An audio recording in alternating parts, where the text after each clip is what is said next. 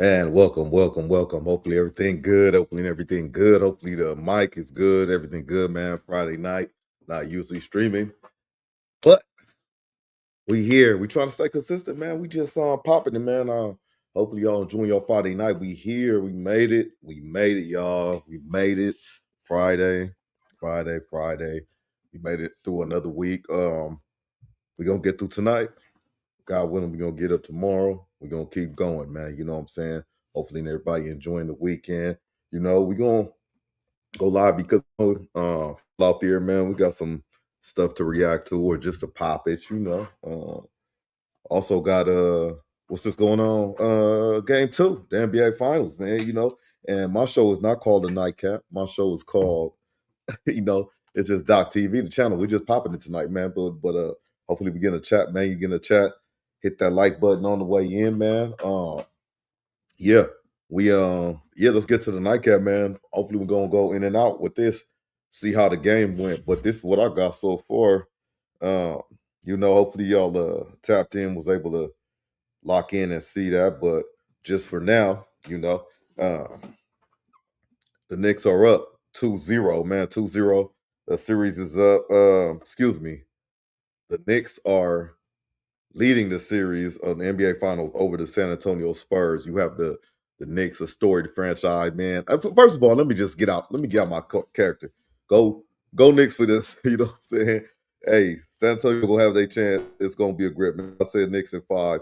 I'm gonna stand on it. You know what I'm saying? Let me get out my character. So let's go, man. It's 105-104, man. Wemby missed a shot at the end to probably win it. I want to say. Let me see.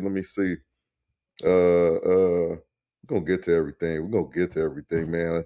When y'all lock in, man, hit that like button on the way in, man. If you want to sub up, man. We're gonna get into it, man. Okay, Carl Anthony Towns finding his inner dog, 21. You know what I'm saying? Victor, 29. You know what I'm saying? Carl Anthony, 13 rebounds. He's doing a great job defensively on the Wemby. You know what I'm saying? Michael Bridges, 6 assists, but where does this shooting come from? It was crazy. I was like, okay. And De'Aaron Fox, man, I don't. What do you have? What do you have tonight? He's averaging 18 on the season. Tonight, De'Aaron Fox had there he is. Okay, 8 for 12. 2 for 3 point. Let's see what his plus minus was, man. He making a lot of money. +2, okay, while he was on the court. All right, man. Hopefully y'all in. Yeah, you know what I'm saying? When y'all in the chat, man, say hello, man. It's Friday night, man.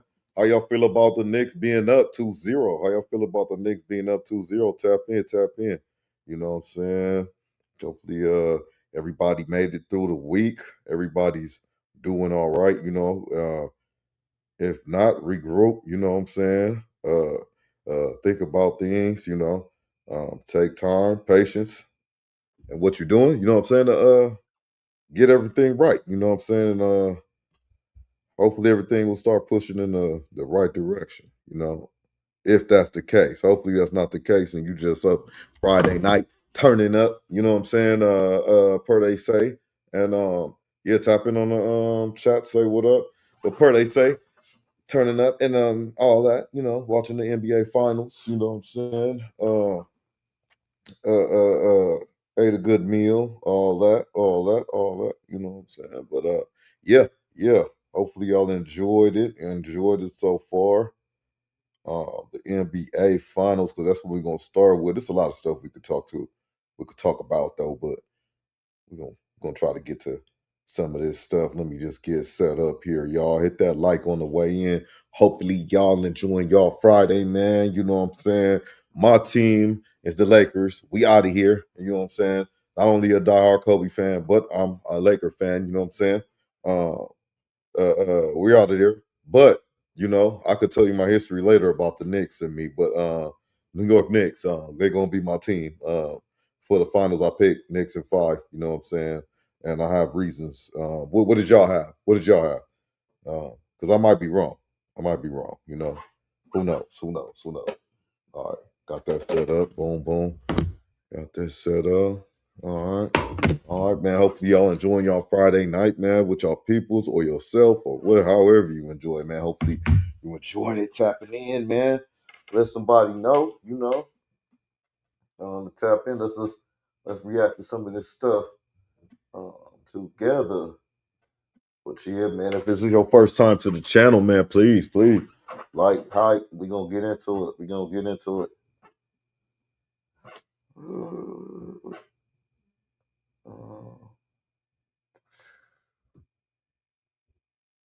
Here we go. There we go. Hold on, y'all, man. Hopefully y'all enjoying y'all Friday night. All right, I think we good. Man. Say what up in the chat, man. If y'all in there, man, hit that like on the way in. Yeah, let's rock though. See if I know how to rock.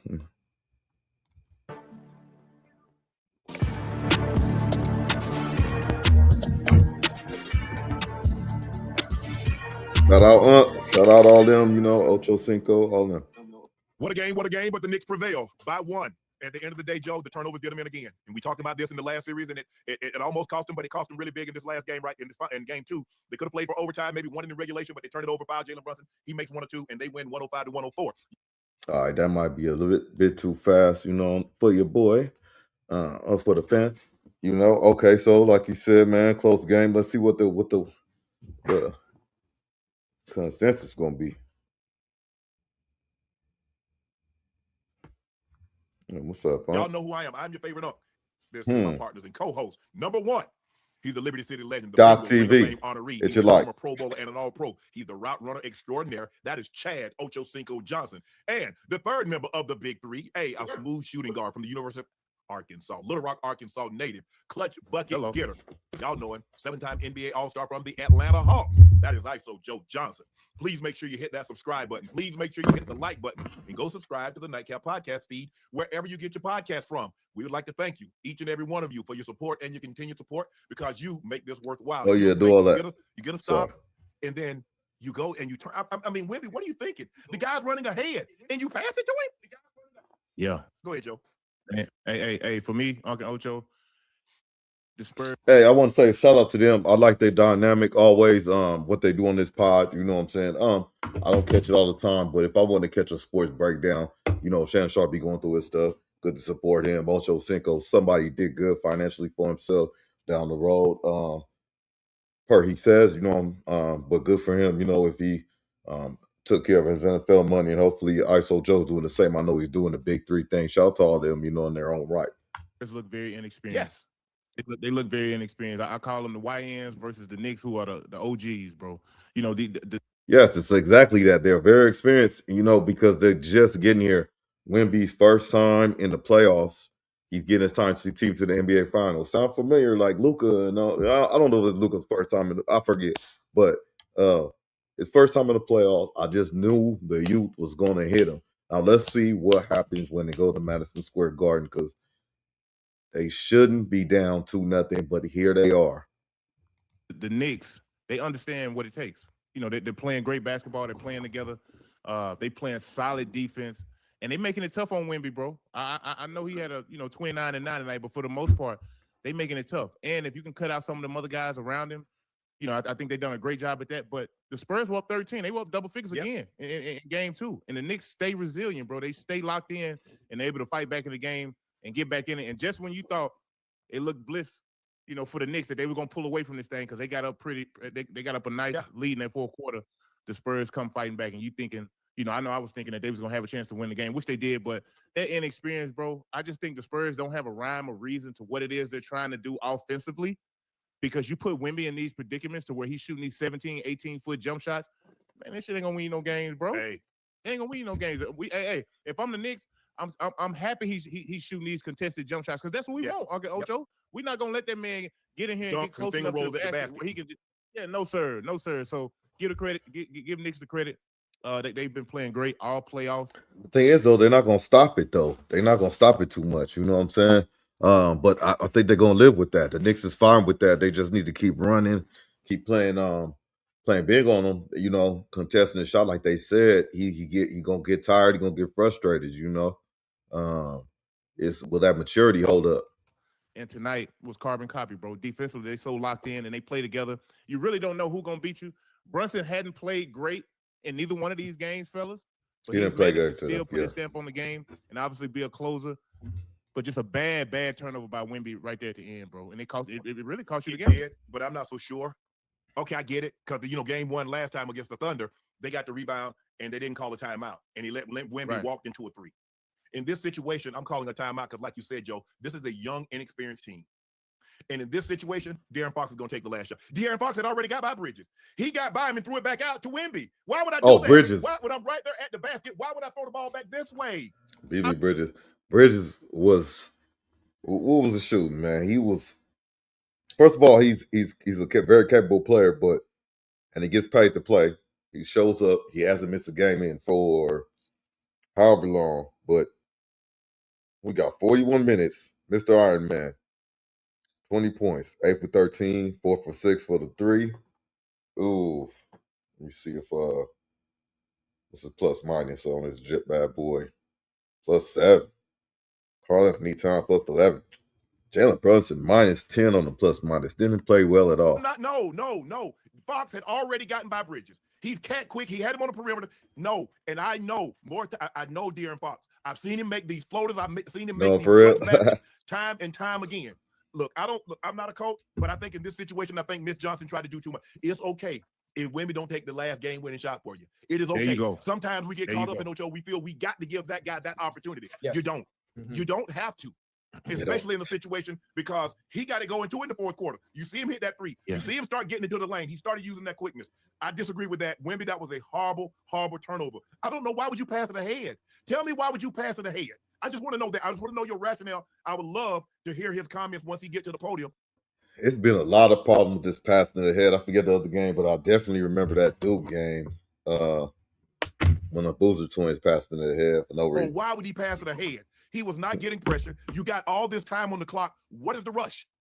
What is the rush? And when you look at it, Castle had really just came back in the game. He had been sitting out for quite some time. You know what I mean? I know Castle was probably thinking, let me just get over here to the corner. And why not just keep the ball in Fox's hands or Harper hands? Y'all run the pick and roll. Wemby will get a shot off the pick and roll hell if you run it right. If you run it with some thrust, if you run it with some effort like they had been doing to get him easy looks. But to just put him in just to put Wemby in isolation situations, fellas, he's just not ready for that right now. I'm just gonna keep it real. I think this Knicks team is prepared for whatever the Spurs try to throw at them, and they are prepared to guard Wemby, bro. They're gonna be hella physical with him, and we're gonna live with him taking 17 to 18-foot jump shots. That's not gonna beat the Knicks, bro. No? Well, I'm not one to actually say I told you so, but Joe, for the rest of the chat, I told you so. Listen, the Knicks, Brunson didn't really have a good game tonight. If you look at his numbers, he was 7 for 25. He had 20 points, but when it mattered most, he hit certain shots that he needed to hit. As far as the Knicks and playing defense on Wemby, the scout report on how to play Wemby is out, despite him being an alien, despite him being as good as he is, being aggressive, trying to do everything you can to frustrate him, not let him inside the paint, not let him inside the block, allow him to play with his back to the basket, but forcing him to take those shots, like you said tonight. And for Wemby, for the Spurs, they have to minimize their mistakes, especially in these moments. Because when you play a game like this, when you're playing in the final, when you're playing in anything where it's a final, the end of something, you have to minimize your mistakes, and you have to be great in moments. It's all about the moments. And I'm not saying that I don't want to use an excuse that, well, they're too young. I mean, they understand the moment and the time that they're in. It is a final, and the head coach knows that in these moments you have to go to your big gun, and your big gun is Wemby. That's what we've all. Big gun is Wemby. They just have so many young, talented characters on that squad. They got good coaching, good organization. They're gonna be around, but they time. So he's something we haven't seen before. Therefore, when it comes to those big moments, that's who you want the ball. You want the ball in his hands during those times. So maybe he's overthinking it a little bit, and the coach overthinking it. The team isn't playing as freely as they should in specific moments when Fox shouldn't be kicking it back out. Barbara Simmons, what it do? Without having to think twice. Yeah. But I mean, for him to do what he did, that play had to be called for Wemby, Joe. Absolutely. What you talking about? You talking about that clear out just then? Toward the end of the game? When Fox had it, he had beat Bridges and turned around and passed it back out to Wemby. Yeah. That play had to be drawn up for Wemby. It had to be. Bro. But again, turnovers. We saw Castle early in the fourth quarter turn the ball over. They trying to go. A lot of times they trying to go. Listen, OG is their best defender. And they try to go, and Harper goes at him, get it blocked. Castle goes at him, get it blocked. Bro, it's okay. I thought a lot too, Joe, in the fourth quarter, they started playing hero ball. A lot of Wemby started taking and what I noticed with Wemby, when Wemby gets tired, he tries to do a lot of just touching the ball and put it in. He won't grab it. He had Landry Shamet. They throw it over the top, and he tries to tap it into the basket. Just grab it and dunk it. But I noticed that when he gets tired, he does a lot of that. Yeah. I also noticed when they got that lead, all of a sudden, now it's like, I ain't running no plays. Let me try to get it back. Okay, you try to get it back. Okay, you try to get it back. And the Knicks run what they run. They don't get, like you said, Joe, again, they got a double-digit lead, and here go the Knicks. Knicks said, hey, we know y'all young. We know y'all gonna start feeling good about yourselves, and y'all will start turning the ball over. Got JD in the chat. We got JD in the chat. Turnovers. They've got JD in the chat. What he got to say? Some some Capricorn. Let's see. Knicks are winning because Mike Brown stopped wearing them stupid looking suits. Go Knicks. Shout out, man. Go Knicks. It's not your team. Next thing you know, Bridges get a couple wide open threes. Now he got to go in here. You look up, he got 20 points. Real brief. Go check his YouTube channel out, man. Real brief though. And JD out the way. You know, JD OTW. You know what I'm saying? On your YouTube. And the Spurs just not getting enough from the bench, bro. You have to rely so much.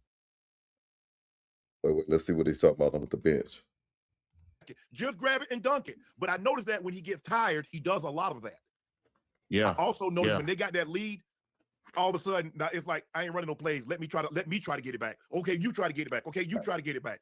And the Knicks run what they run. They don't get, like you said, Joe, again, they got a double-digit lead, and here go the Knicks. Knicks said, hey, we know y'all young. We know y'all gonna start feeling good about yourselves, and y'all will start turning the ball over. And right on cue. They've got to cut down on these turnovers. They've got to. They do. I agree. Yeah, and because when you look at it, it was for the longest. Hey, chat, where the majority of the turnovers on the Spurs coming from? Yeah, man, it's a gift and a curse. It's a gift and a curse, man.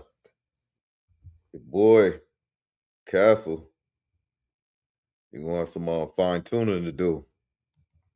Josh Hart, he had a donut tonight, but when you look at Bridges, he had a donut for the majority part of the game until the end of that second quarter, and then you start to get these turnovers from the Spurs. Now, next thing you know, Bridges get a couple wide open threes. Now he got to go in here. You look up, he got 20. 0 for 4 and 0 for 2. You know what I mean? At an efficient rate, 8 for 13. Now they got 3 guys scoring a dub. Plus you got OG with 17, and then you get 20. What you get? 28 points, 29 points off your bench. And the Spurs just not getting enough from their bench, bro. You have to rely so much from Harper. And Jason Hart didn't have a good one either. Pastor Mark gets 5 minutes and he gets his cardio in. Luke Cornett comes in and does what he does. It doesn't look like they're really confident in Keldon Johnson or Carter Bryant because they're playing fewer and fewer minutes. And the bench is getting smaller and smaller. But Castle commits too many dumb fouls early. Joe, you fouling too? You fouling in the backcourt. The man you fouling in the backcourt too? Oh, the backcourt too? No, say it ain't so. You foul in the backcourt and you turn it over? Foul in the backcourt and you turn it over? Castle? No. Young cats. It happens. Let's go. Feet from the basket. So many of those plays are just you look. I understand, and Joe, you talk about it all the time. I don't want to take his aggressiveness away, but but he doesn't do me any good. He's on the bench for 8 minutes of the second quarter into the half. It doesn't do me any good. I got to take him out in the first quarter because he picks up 2 fouls. So now he's not in a rhythm to begin with, and he comes in the second quarter and he picks up a foolish foul. So now he's got to go to the rest of the half. He's got to go to the bench. Yeah, and hey, Uncle Joe, remember that was last series. I asked about that. How do you coach him? How do you slow him down? You know, and getting him to play with controlled aggression. But he's just playing with aggression.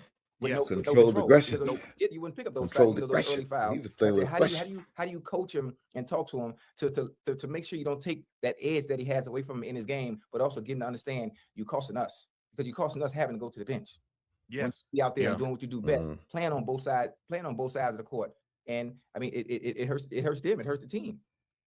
It does, man. It does. I think the Spurs have to figure out a way how they can get some type of rhyme or reason with their offense. And I ain't talking about just clear outs and isolations because obviously it's not working. The Knicks are playing pretty good defense. Yes. You have to look at the Knicks darn good defense. And they throw it to the top. They send back picks. They send down screens. you know, they making you guard. And hell, they probably gonna use up a lot of the shot clock until they get a great shot. The Spurs are not like that. It's one pass shot, maybe two pass shot, clear out. Let me go at my man, and that's just the signs of a young Shannon, team. I'm tired. I mean, you can call it what you want. Tired. The Knicks are very experienced. They've been there before. You know, look at Look at Look at He tired. He tired, y'all. It's fine about being tired. I'll be tired too, man. You can't never get enough rest. When you get being an adult, you need to have 8 to 10 hours. 8 to 10 hours. We don't get that. You know what I'm saying? So we can't do it. Try to get 6. Try to get 5. Try to get it consistent. Try to settle down before you go to sleep. Them types of thing, man. Is grinding, you know. Yeah, congrats to the Knicks for sure, Francis. For sure. That was a must-win game for the Spurs. Man, you know what, bro? Or bro, sis, fam, whoever. I don't think the series is over. I say Knicks in 5. When Wemby was crying and all that, I said Knicks in 5. But they just have so much rest. They haven't lost in a little while. They've been playing good. They've been sweeping cats. Just momentum going, even if it's slowing down. Man, I said I'm going with the Knicks, even if it's not going, you know, with them. You know what I'm saying? But like you said, that's the immature. That is a must-win game for the Spurs, and I think that's the immaturity level. And I think that was going to get them. I really believe, yes, Wemby's the best player on the court, and in the playoffs, and probably should have been the MVP, that type of thing. But he's on the floor. He's one of the final people here. But he's the best player on the court. Is he on the best team? I think so. But the best playing team, the best coach team, the best, how the bench plays, the fans, all this stuff, the rest, when the minutes go up, when the defense gets annoying, it's we're gonna see how if the tempo change when we get to the Garden. When I say when the series go back to the Garden, you know, shout out the Lakers, you know, the real world champs. No, for the most part, I feel like they understand and they know what it takes to win, bro. They're playing great winning basketball, and give Cat all the credit in the world, bro. He is not selling. He is outworking Wemby. Outworking Wemby, bro. He outworking him. He out hustling him. He just outworking him flat out. Hey. And there was a play, I think it was the second quarter, with the ball. I mean, they went round the horn about 6 times, and then Bridges hit a corner 3 as time runs out. Corner 3. There's a better shot to be had than the one I can take right now. And they just keep moving. It's like hot potato. Spurs have to go 4-1, 4-0, win the series. Guy in the lane. Nah, that in my opinion. Shot. Hey, pass it to him. He runs. Spurs have to go 4-1. That is mature basketball. That is winning basketball. And I think sometimes, as you mentioned, Joe, I think the Spurs do play sometimes. They try to play hero ball. No, what do you mean? Castle, and it's like 4-1. Oh, I got you. Because they'd have been playing this way to get these double-digit leads early in the ball game. 2 wins already. The basketball, okay, and then somehow they start turning it over. 6. Knicks get out in transit, or easy 5 bucket, or they start to foul. They send them to the free throw line, and again they miss their 6 free or throws 7. tonight, Joe. My bad. Eventually, the further you go in any sport, whatever your weakness is, it gets exacerbated. We know the Spurs being young, they're going to turn the ball over. You just hope they don't come at crucial times. And what happened tonight? When you least needed a turnover, Wemby turns it over. Why would Wemby pass the ball ahead? Castle is not even looking at you. Yeah. He's not saying, give me the ball. You just arbitrarily just throw it ahead. Why? Yeah. And then you make a horrible play, you foul Brunson. Yeah. Play defense. You don't got to foul. Just play defense. I mean, fellas, when you look at it, if you look at the Minnesota series that the Spurs played in, they wasn't at full strength. They wasn't healthy. You look at who they played before that. Thunder. They played Portland, and then they played Thunder. The Thunder wasn't fully healthy. This damn Knicks team healthy, man. And they have a plethora of guys who've been playing well all playoffs long, bro. They giving the Spurs hell. And I'm talking about they doing it in San Antonio. I think that's the most disheartening thing when I'm watching. They beat them boys at the crib. I'm talking about beating them at their own game, just outworking them, bro. They want it. If you ask me, it seemed like the Knicks wanted more. Hey, Joe, and listen to me. That's the problem with y'all. Y'all old folk. Y'all don't listen. I told you before the series started what would happen. I said Knicks in 6. I didn't know. Honestly, I'm gonna be honest with you, Joe. I really thought, San Antonio being able to play the second game at home, they would win tonight. This makes it that much more difficult. Them boys ain't damn right. I don't see us, me personally, Joe. I don't see a scenario they come back and play another game in San Antonio. You saying they finna get swept? I don't see how. Hey, Joe, what you clean your house with when you got dust on the floor? Huh? A broom. A broom? Huh? I told you. Nah, New York, I told you New York City will be flipped upside down. It's gonna be a gentleman's suite or a regular suite, whichever way. Keep coming up out that water. I'm telling you, y'all don't listen to me. Hey, listen, Ocho, the Knicks playing great ball, bro. I'm gonna give them that. I mean, everybody who comes in the game for them are contributing, at a high rate. I mean, everybody, bro, from McBride to Shaman. I mean, Shaman's still hot. He making timely threes, knocking down shots for a guy who was on the training camp, on the training camp squad. They didn't even know he was gonna have a guaranteed contract to be playing these type of minutes in the finals, bro. And he balling, gonna get paid, man. But he gonna lose. It's great for him. I mean, he's been amazing for the Knicks, bro. Another shot maker, a guy who you gotta honor. It gives room for guys like Brunson to be able to, break cats down and be able to make plays. But for me, man, it's Cat, bro. It's Karl Anthony Towns. 21 points, 13 rebounds, 4 assists tonight. 18 points, 12 rebounds, 4 assists. He's shooting 56, 43, 100. 56% from the floor, 43% from the three, and he's shooting. Killing the game. Oh, my bad, y'all. 100% from the free throw line. He's been outstanding. He's taking the challenge to defend defend Wemby. He's punishing Wemby, and that's why you see Wemby tonight. Because what Cat did in game 1, put the ball on the floor going around him. Now he has Wemby apprehensive about running out there. He's going out there with his hand down. What's he doing? Draining the three. Knocking it down. Yeah. You see what he did? Yeah. He planted that seed. Yeah. You come out here already with your hand up if you want to. I'm going to go around you. And that's what he's doing. Yeah. He gets a smaller guy on him. They get a cross switch. He's punishing whoever it is. Yeah. If it's Vassell, if it's Champagne, if it's Harper, it does not matter. If it's Castle, he's punishing him. And shout out to Harper. I don't know about his defense, but the skill set, bro, since Rutgers, play for Rutgers, Ace Bailey, it was just like he a dog, man. He about to get his money. He about to get rookie money though, but he's a better of the brothers. Sometimes the ball fall out, but he just something about just a lefty. Number 2. San Antonio. I don't even like San Antonio like that. You know what I'm saying? Shout out to Harper. He is not selling. He is not selling. He's not, bro. He's not. And that's what we knew he had it in him. He just showed. He's showing you right now that, man, when I don't settle, yeah, we know you can shoot the ball, Cat. But this is the best version of Cat. A guy that's playing because Cat didn't want to play no defense. Cat rarely played defense. He's working. He's making Wemby work. Mm-hmm. Yeah.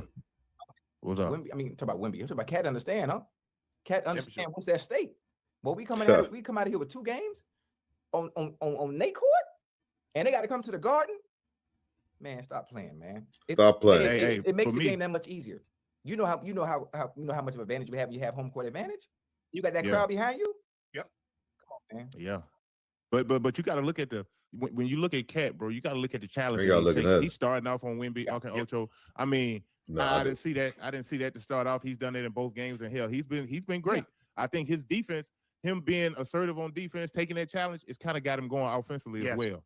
You know what I mean? Because I'm talking about when the rebounds go up, he out hustling Wemby on the rebounds, getting extra possessions with his tip backs, layups, kick out for threes. He's just doing a lot for this Knicks team, bro. I'm talking about a lot.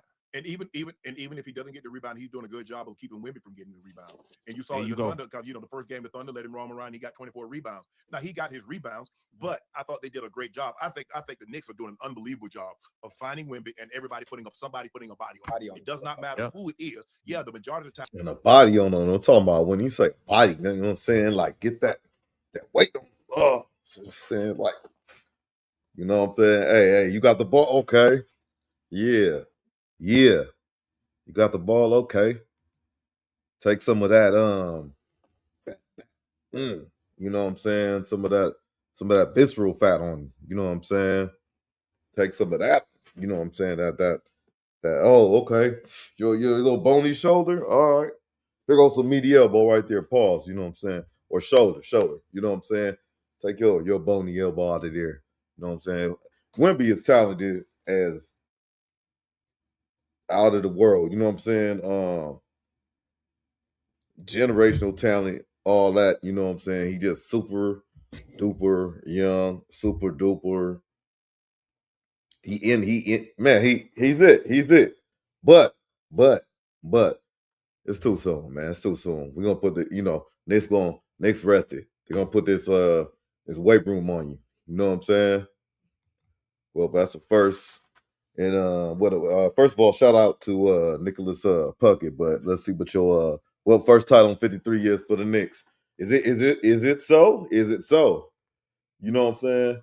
Thank God I don't live in New York. Because that's gonna be crazy. I just remember as a kid coming up, going up in Inglewood, watching the Lakers, starting to watch the Lakers, you know what I'm saying? And that's when like Magic was playing and all that. You talking about early 90s and going into Nick Van Exel and just the forum days and into the 2000s and all that. I remember them days. But I also remember the Knicks couldn't get past Jordan. So 1 year they couldn't get past Reggie Miller. It's just like something Jordan just comes back. It's just Patrick Ewing couldn't get over the hump. You just wanted LJ to get it. You know what I'm saying? Oh man, Latrell Sprewell, he was choking out. Carmelo came, start balling. Allen Houston, clean cut, balling. Man, ran into Houston. Ran into San Antonio the last time. That's in 99, in 94, And like my guy Nicholas said, it might be the first one in 53 years because it's but I say Knicks in 5, you know what I'm saying? Knicks in 5. Hit that like, y'all, and if y'all in here, appreciate y'all rocking with me, man. You know what I'm saying? Is Cat because Cat is defending him. But when they get the switches, other guys are doing a great job of putting OG will put about on him. Mikal Bridges will put about him. Hart, it does not matter. And that's a well-coached team. They understand the task at hand. Look, when they got that first game, they probably had a conversation, man, let's go ahead and be greedy. I ain't trying to come back to San Antonio. There ain't really nothing here for me. Ain't like we're in Miami. Ain't like we're in LA. It's not like we're in Vegas. We got ish to do. Right. Let's go ahead get greedy. Let's take sweepstakes. And sweepstakes. The next game is Monday. The following game is Wednesday. Hey, hell, let's go out in the city on Wednesday night if we win the championship. That's how I would be thinking. And you know what? When you think about it too, in the series, Jalen Brunson, the first 2 games, he really had a great game. No. I know you look at it, but you look at how many shots he's had to take to get the numbers that he does have. OG has been consistent. Cat, right now, if this was the final tonight, the final game, Cat is winning MVP. Absolutely. He's probably still going to win. How he's playing. OG has been consistent. We still haven't had one of those games from Josh Hart yet, where he give you 16, 18, sometimes 21. We ain't even had that yet. So one of those games is coming, and they're probably gonna be back at home. He got foul trouble early. He hadn't had off the spurt because of what he's doing defensively, and so many other things on the court that don't show up in the stat sheet. He's been special. Jalen Brunson is still gonna have one of those games. They're going to come. Hey, it's gonna be hard for him. Joe, he needed that. He got one game one though. Defenders. Castle making it extremely hard. Vassell can defend at an elite level. Harper is not the defender that those 2 guys are, but he's a big body. He does a great job of bodying him, using his lower body. I think. Look, Jalen, that shot. Man, let's just address this real quick. Nick. Let's see. I'm gonna read this off. Laker fan here in Dallas for sure. But if the Knicks fans think this is the greatest playoff team ever, they sick in their head for sure. 2001 Lakers, in my opinion. Cat, barbecue, Shaq, Kobe, rest in peace. Yeah, rest in peace, Bean. No one the Knicks can see him. You know what I'm saying? Hey, that work ethic and stuff. I think, if it's working out or something, you know what I'm saying? I think maybe like Josh Hart. He too goofy and all that. He sometimes pause with it and all that, but he actually has a good work ethic. You know what I'm saying? I think he's straightening up, but ain't no, ain't. You know what I'm saying? I ain't nothing to touch Kobe. I'm sorry, I don't even know what I'm talking about. Nothing touching Kobe. This team versus I don't know who's comparing the. Just trying to say, okay, let me just read this for clarity again, because I'm talking about do y'all read stuff where y'all skim through it? Let me see. Lakers fan here in Dallas. Lakers fan here in Dallas. But if Knicks fans think this is the greatest playoff team ever, they sick in the head. 2001 Lakers, in my humble opinion, Cat Barbecue for Shaq. Kobe, Rip. No one on the Knicks can see him. I'm agreeing. I'm thinking we on the same same trajectory here. So yeah. I just there's no comparison, but shout out to the Knicks right now, man. They doing their thing. I just think this is I thought this game was gonna be dangerous. These are dangerous waters they coming in right now. You know what I'm saying? Coming up to the game 3, up 2-0, coming home to the crib, gonna be chilling. Brunson hit the tie the game up. That's a tough ass shot. Man. Hey coach, I can't play it any better than what I played. Yeah, you're right. I can't play it any better. You can't, bro. You can't. And that's why, even though he hasn't played great, he's made timely shots down the stretch. He's been huge down the stretch, whether it's making shots, obviously, getting to the foul line, making free throws. Man, he hasn't played great, but when he's needed to be great, he's been bad. That fourth quarter, game 1, the big shot. They put the ball in his hand. He tied it up because he missed that. Who knows? They get the rebound. Maybe they go down, make a 3. Maybe they go up, get a 2. Maybe it's a 2-possession game. Yeah. But now, we tied up. Yeah. We tied up, and in that situation, I still don't know. I don't know. I'm going to need to hear Wemby, and hopefully before we go off the air, we can hear what he was thinking when he passed the ball ahead because the guy wasn't even looking. He probably gonna take ownership and say it's bad. He know that was a bad pass. But man, we got to get a refs credit because they holding their whistle. They let them boys play. Hey, when you talking about being handsy, you don't really see that. Man, this 80s, 90s basketball, Ocho, the way them guys out there, they let them play defense on the perimeter, touch, do a little holding. It's physical, bro. So touch, I think they've done a great job in bottling Brunson up throughout the entire game, making it tough on him. Hell, he's having to take tough shots. He's having to make tough shots. I think they've done a great job on him. I just think these other guys around in the Bridges, OG, Cat, Knicks in 5. Huge in these first Knicks 2 in games. 5. They have 20, 5, 5, and 5. 5 rebounds, 5 assists, 5 steals. Rajon Rondo, Allen Iverson, Michael Jordan. Tonight, Jalen Brunson joined that group. And that's what you have to have, guys. That's what, every time, it would like to be a situation. I think I was reading the stat where Michael Jordan scored at least 20 points. Did he score 20 points in all 35 of his finals games? Something like that. Did he? Oh, he probably did. Something like that, Joe. No, Joe. But it's when, I'm not at my best. Can my teammates be at their best? Right. Or can they be better? And you look at what Cat has been giving you these 2 games. You look at Josh Hart he didn't give you the points the first game, but he gave you an overall outstanding game with the rebounds, the assists, the steals. You look at OG. Yeah. OG has been sensational, playing both ends of the court. Doesn't take a whole lot of shots, but he makes the shots that he makes those count. Cat has been phenomenal. This is the Cat. But I get it though, Joe, because once you get a taste of that scoring bug in your mouth, boy, it's Cat hard. has been phenomenal. I don't know if I'm ready to unleash, say Cat that turned into the dog, but he has dog moments. He has doggish moments. Nicholas, man, shout out. What up again? It was the Knicks podcast. It was on the Knicks podcast. We all know how New Yorkers feel themselves, like Fat Joe Sonny singing in New York after Q performance at Dodger Stadium. I'm just saying, yep, for sure.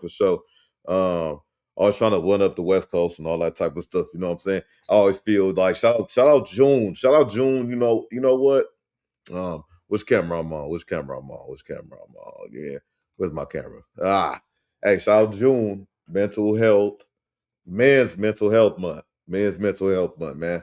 You know what I'm saying? Shout out. Wait.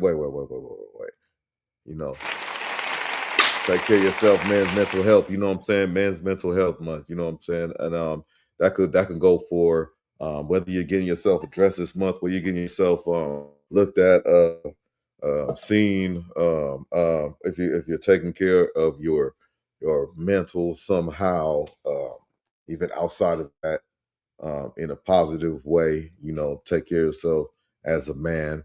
And it lines in with Father's Day, lines in with Gemini stuff. Now back to the Knicks, man, or the West Coast. They just always trying to do, but the Gemini month, and you got me. I'm born on the East Coast, grew up on the West Coast. You know what I'm saying?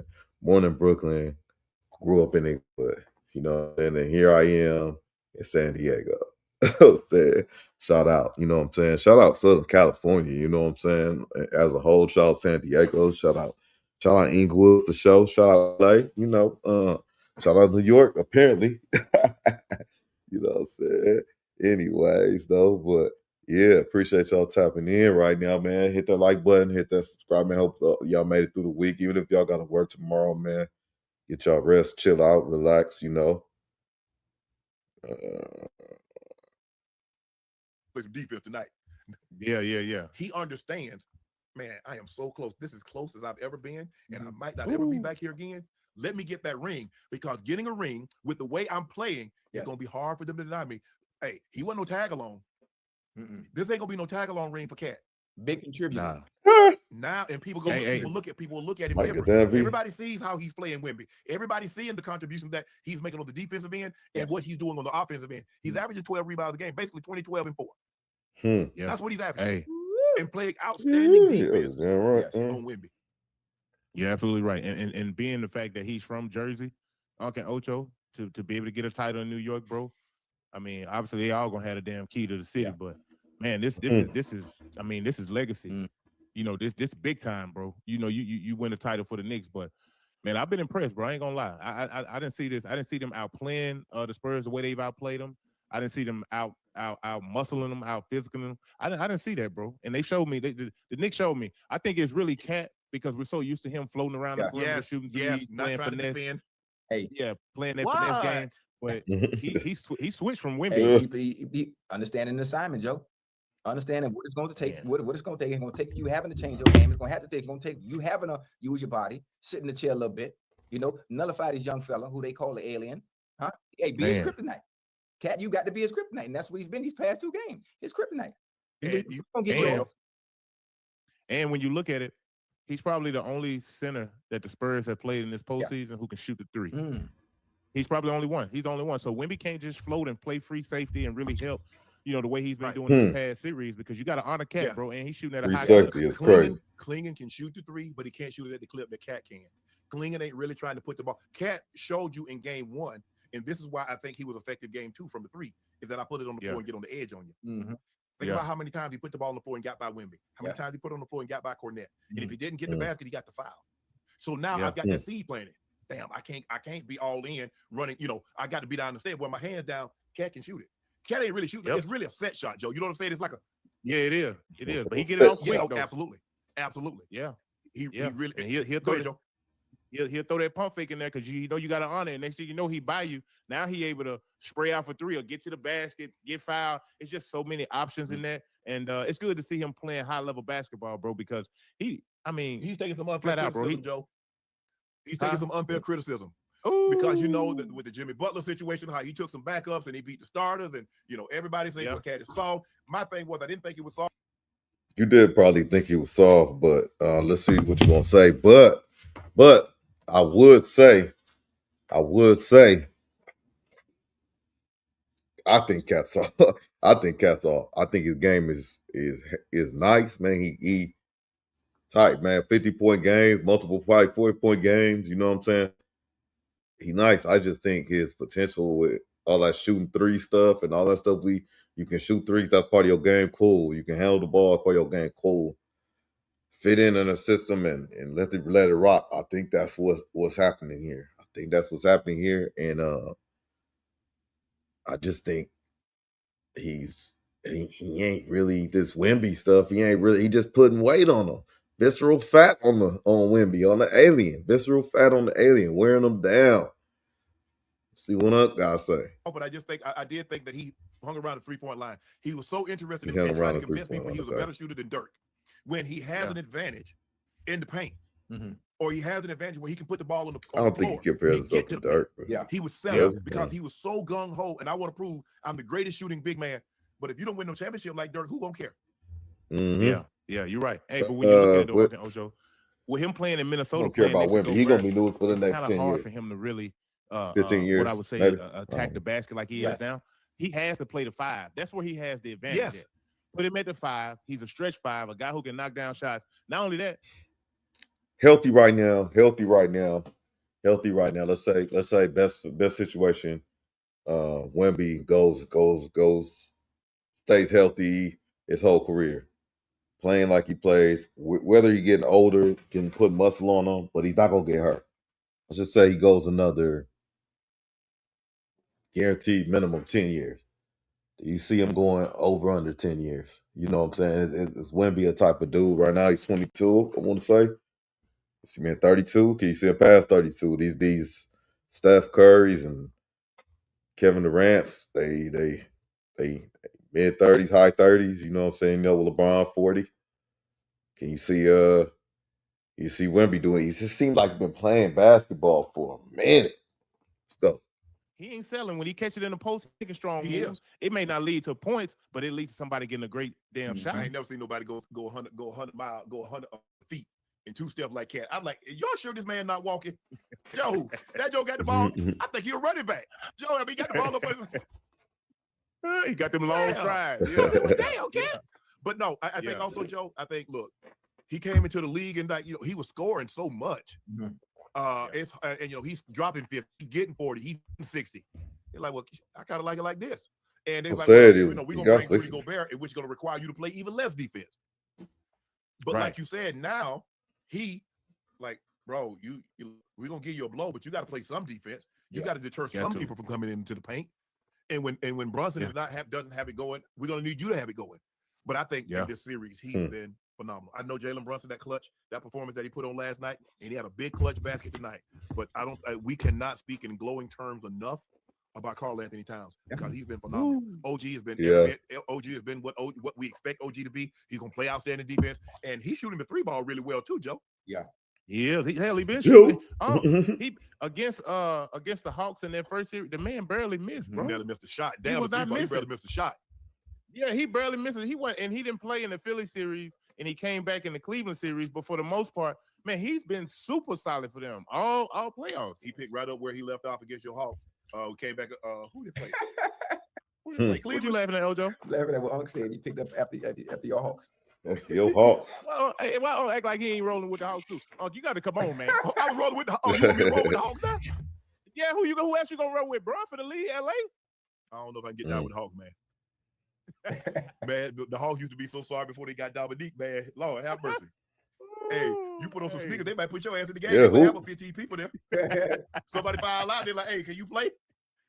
Hey, sign this waiver. Oh geez, who the Hawks had before Dominique Wilkins? Who the OGs out there? Past me. OGs past me. Who did the Hawks have back in the day? Before Dominique Wilkins. No, we've got to give look for all the things that we say the Spurs did wrong. Yes, I think we have to give that kind of praise to what the Knicks did right. Did right, yes, right. Because we've heard sometimes say, and we can say that about the Spurs. The Spurs, the game was right there for the taking. Yeah, but you didn't take it every time. So if you go back and look at the Cavs, every time somebody has presented the Knicks with an opportunity to win the game, cashed it in. Absolutely, they were down 22. Absolutely. Once they got down by 22 with the Cavs and they came back and beat the Cavs, the series wasn't even close after that. Yeah.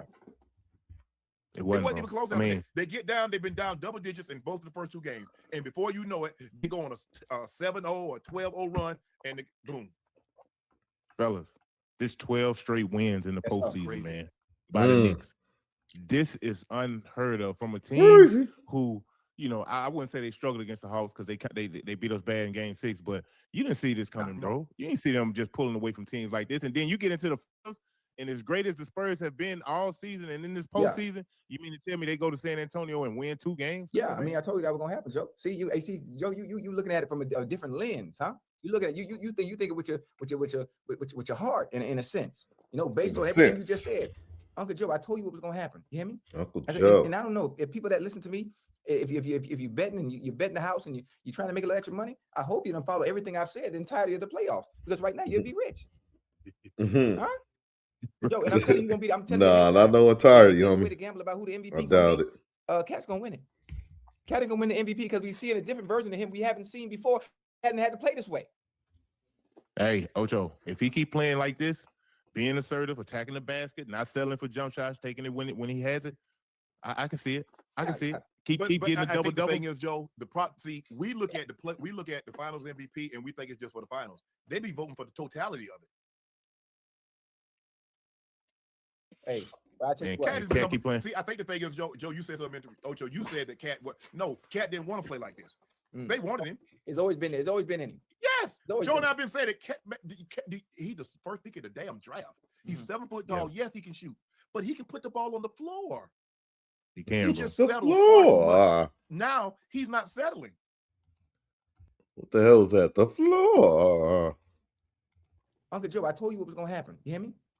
Man, you gotta. And I don't know if people that listen to me, if you're betting and you're betting the house and you're trying to make a little extra money, I hope you don't follow everything I've said the entirety of the playoffs, because right now you're rich. Huh? Joe, and I'm telling you I'm telling you ahead of time. If there's a way to gamble about who the MVP gonna be, Cat's gonna win it. Cat is gonna win the MVP because we see a different version of him we haven't seen before, because he hadn't had to play this way.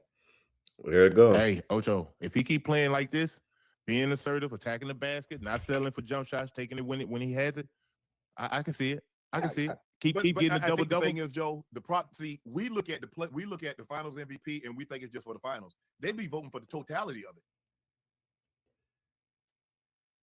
Hey, I tell you what. Cat keep playing. See, I think the thing is, Joe, you said something. Ocho, you said that Cat. No, Cat didn't want to play like this. They wanted him. It's always been in him. Yes, Joe and I've been saying that Cat, he's the first pick of the damn draft. He's 7 foot tall. Yes, he can shoot, but he can put the ball on the floor. He just settles far too much. Now he's not settling. He ain't settling. And not only that, he's being disruptive. Meaning every time the ball goes up, bro, he's jockeying for position. He's trying to get a putback. Yep. He's trying to get an extra rebound, offensive rebound. He's doing the little stuff that's that a lot of times won't show up. Like Uncle say, man, they're keeping a body on Wemby, so he can't affect the game. From a rebounding standpoint. Hell, I don't think he had a double-double in these first 2 games, fella. He hasn't. You know what I mean? So that's saying a lot, bro. They're saying that the Knicks are coming to play. They're being ultra physical in the low post and on the perimeter. I just think all around they playing a great basketball game. Great game plan. The 2026 Knicks, they won 13 straight playoff wins, the second most ever. The second most road playoff wins ever, the highest point differential in a postseason. Hey, we think that was the first or what? The Knicks have joined the 2017 Warriors as the only teams in NBA history to win 13 straight games in a single postseason. The Knicks are 2 wins away from winning a championship, a run that's starting to look legendary. 2 wins. I agree. Man. I agree. They look great. They do. Crazy. When you put it like that, 2 more wins away. Bro, if I was a New Yorker, New York Knicks fan, I'm happy for y'all. Happy for y'all, gang. Man, if he was in New York, hey, quiet as kept. I mean, think about it. They've lost 2 games. Do you think about it? You need to win 16. You need to win 16 games to be a champion. There's a chance they're going to be 16-2 in the postseason. That'll be, what? I remember Shaq was 15-1 in the postseason. Yeah. You don't. The Warriors. You got to be locked. I think because the Warriors lost. I know they lost 1 game to the Cavaliers, but I don't think they lost anymore. I wonder what they were in 2028. I think because I know when won 1 series they end up beating the Rockets 4-3, Joe, and I don't know if that was 18 because they swept the Cavaliers in 18. They beat them 4-1 in 17. But man, this and it's the way they're winning. They could score 140, or they could score 102 and beat you by 3, and you score 99. Yeah, they're just finding so many different ways to win, Joe. Yeah, they beating you by committee. They having so many guys step up, and you don't know who it's going to be on a night-to-night basis. Here's Wemby on the last 3 possessions of the game. Let's take a listen to what he had to say. Just wanted you to take us through the last 3 possessions, the 2 misses from mid-range and the turnover with Castle. What did you see, and how can you guys react? I'm still very blurry, and that's the whole problem. I need to have more poise, more control over the game. I'm not going to go through the whole positions, but that's the general image. No, you say, look, it's a make or miss league. I shot the ball, it didn't go in. Okay, that's it. Like you said, you need to have more poise on passing the ball. Why would? But Joe, what I'm trying to figure out, why would you pass it? There's nobody picking you up, bro. You got 14, 15 seconds in the game. Yeah, I agree. He shouldn't have passed it. He should have brought it up, and then at some point maybe even give it to the guard. But I don't give a damn what nobody say. Them 17, 18-foot jump shots he's shooting, yeah, I know he can make them. But at the time he's shooting them, okay, Ocho, man, them ain't good shots, bro. I mean, at the end of the game, that last one, yeah, I guess you got to live with that. But to do a clear out, for him to have it at 18, 19 foot and shoot a pull-up jump shot, no, bro. Put that ball in them guards' hand, Fox hand, let them guys run that pick and roll, and you try to get something great out of that. You know, I just didn't think them were great shots. Them last two possessions that he had, I didn't think they were great shots. Here's Wemby on the last shot. I'm tripping, gang. Haji Gang said he couldn't breathe. Did you like the shot you It was got? blurry. Yeah, of course I like the shot, but I feel like in this moment you need to shoot to score. And in moments like this, it's like results matter more than process. If you know what I mean. Results matter more, brother. Yeah, I know. Like, hey, Fox, you go ahead and take that shot. That's what it sounded like to you, Joe. I forgot about that. That's what it sounded like. Language barrier. Yes. Hey, Yes. That's I never heard him talk. It Real is. talk. I mean, I have. When they drew it up, Like, coach on the sideline, who, like Andre the Giant or something. overcomplicating the situation. So where now Fox is thinking, well, I done got by my man, but wait a minute, coach said he got to go to Wemby. Therefore, even though I have free will to the lane and can get my floater or put it on the glass, I'm gonna kick it back out to him. Right. I think Coach drew up them plays. I don't know if it's overthinking it, Ocho. I just think I just think Coach Mitch Johnson looks at Wemby as the best player on the team, which he is. But in certain situations, bro, you can't put him in those situations. I mean, damn, man, let's make the game easy. You know what I mean? Have him set the pick.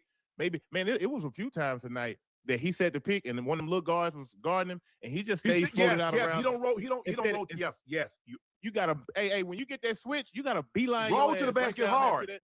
And when they throw it to you, all you gotta do is keep it up high. What the hell them little bitty motherfuckers gonna do? What they gonna do? If you notice, Joe, when he gets tired and they pass it to him, he tries all in one motion. He'll try to catch it and shoot it, or he'll try to guide it in. Yeah. You're right. He's tired. I noticed that about it. I thought De'Aaron Fox had one of his best games. He was 8 of 12. He was perfect from the three. He's perfect from the free throw line. Fox is having a pretty good game, coach. He's only missed 4 shots. He's perfect from the three. Let him go while he's hot now. He got the hot hand. And if you go think about it, Joe, the last couple of possessions that they gave the ball to Fox, what did he do? He hit a three, forced the timeout. They give him the ball, boop, off the glass. Yeah. He was playing. Fox was playing with that thrust tonight. I like the little mix up that he got with Brunson when they got in each other's face. And it seemed like after that, big body he didn't let Brunson off the hook not one time after that. You know what I mean? He was getting straight to it. So I agree. I thought they should have rolled Fox hot hand down the stretch, bro. Miss or make. You just to put Wemby in those situations. Obviously, he's gonna be able to get a good shot. But that 17, 18-foot jump shot in those times, if he make it, hell, we cheering, clapping our hands. But man, you can get something better. De'Aaron Fox with a floater from 8 feet is a better shot than Wemby from 17, 18, even if he makes it. Sometimes, Joe, the results.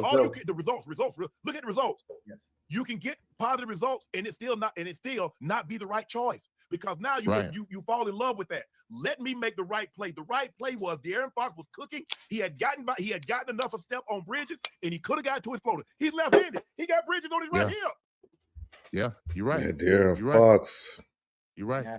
I say keep it in them guards' hands, man. Just the way the game was going, the way Fox had it going, even Dylan Harper, the way he had it going, they couldn't stop those guys from getting in the paint, fellas.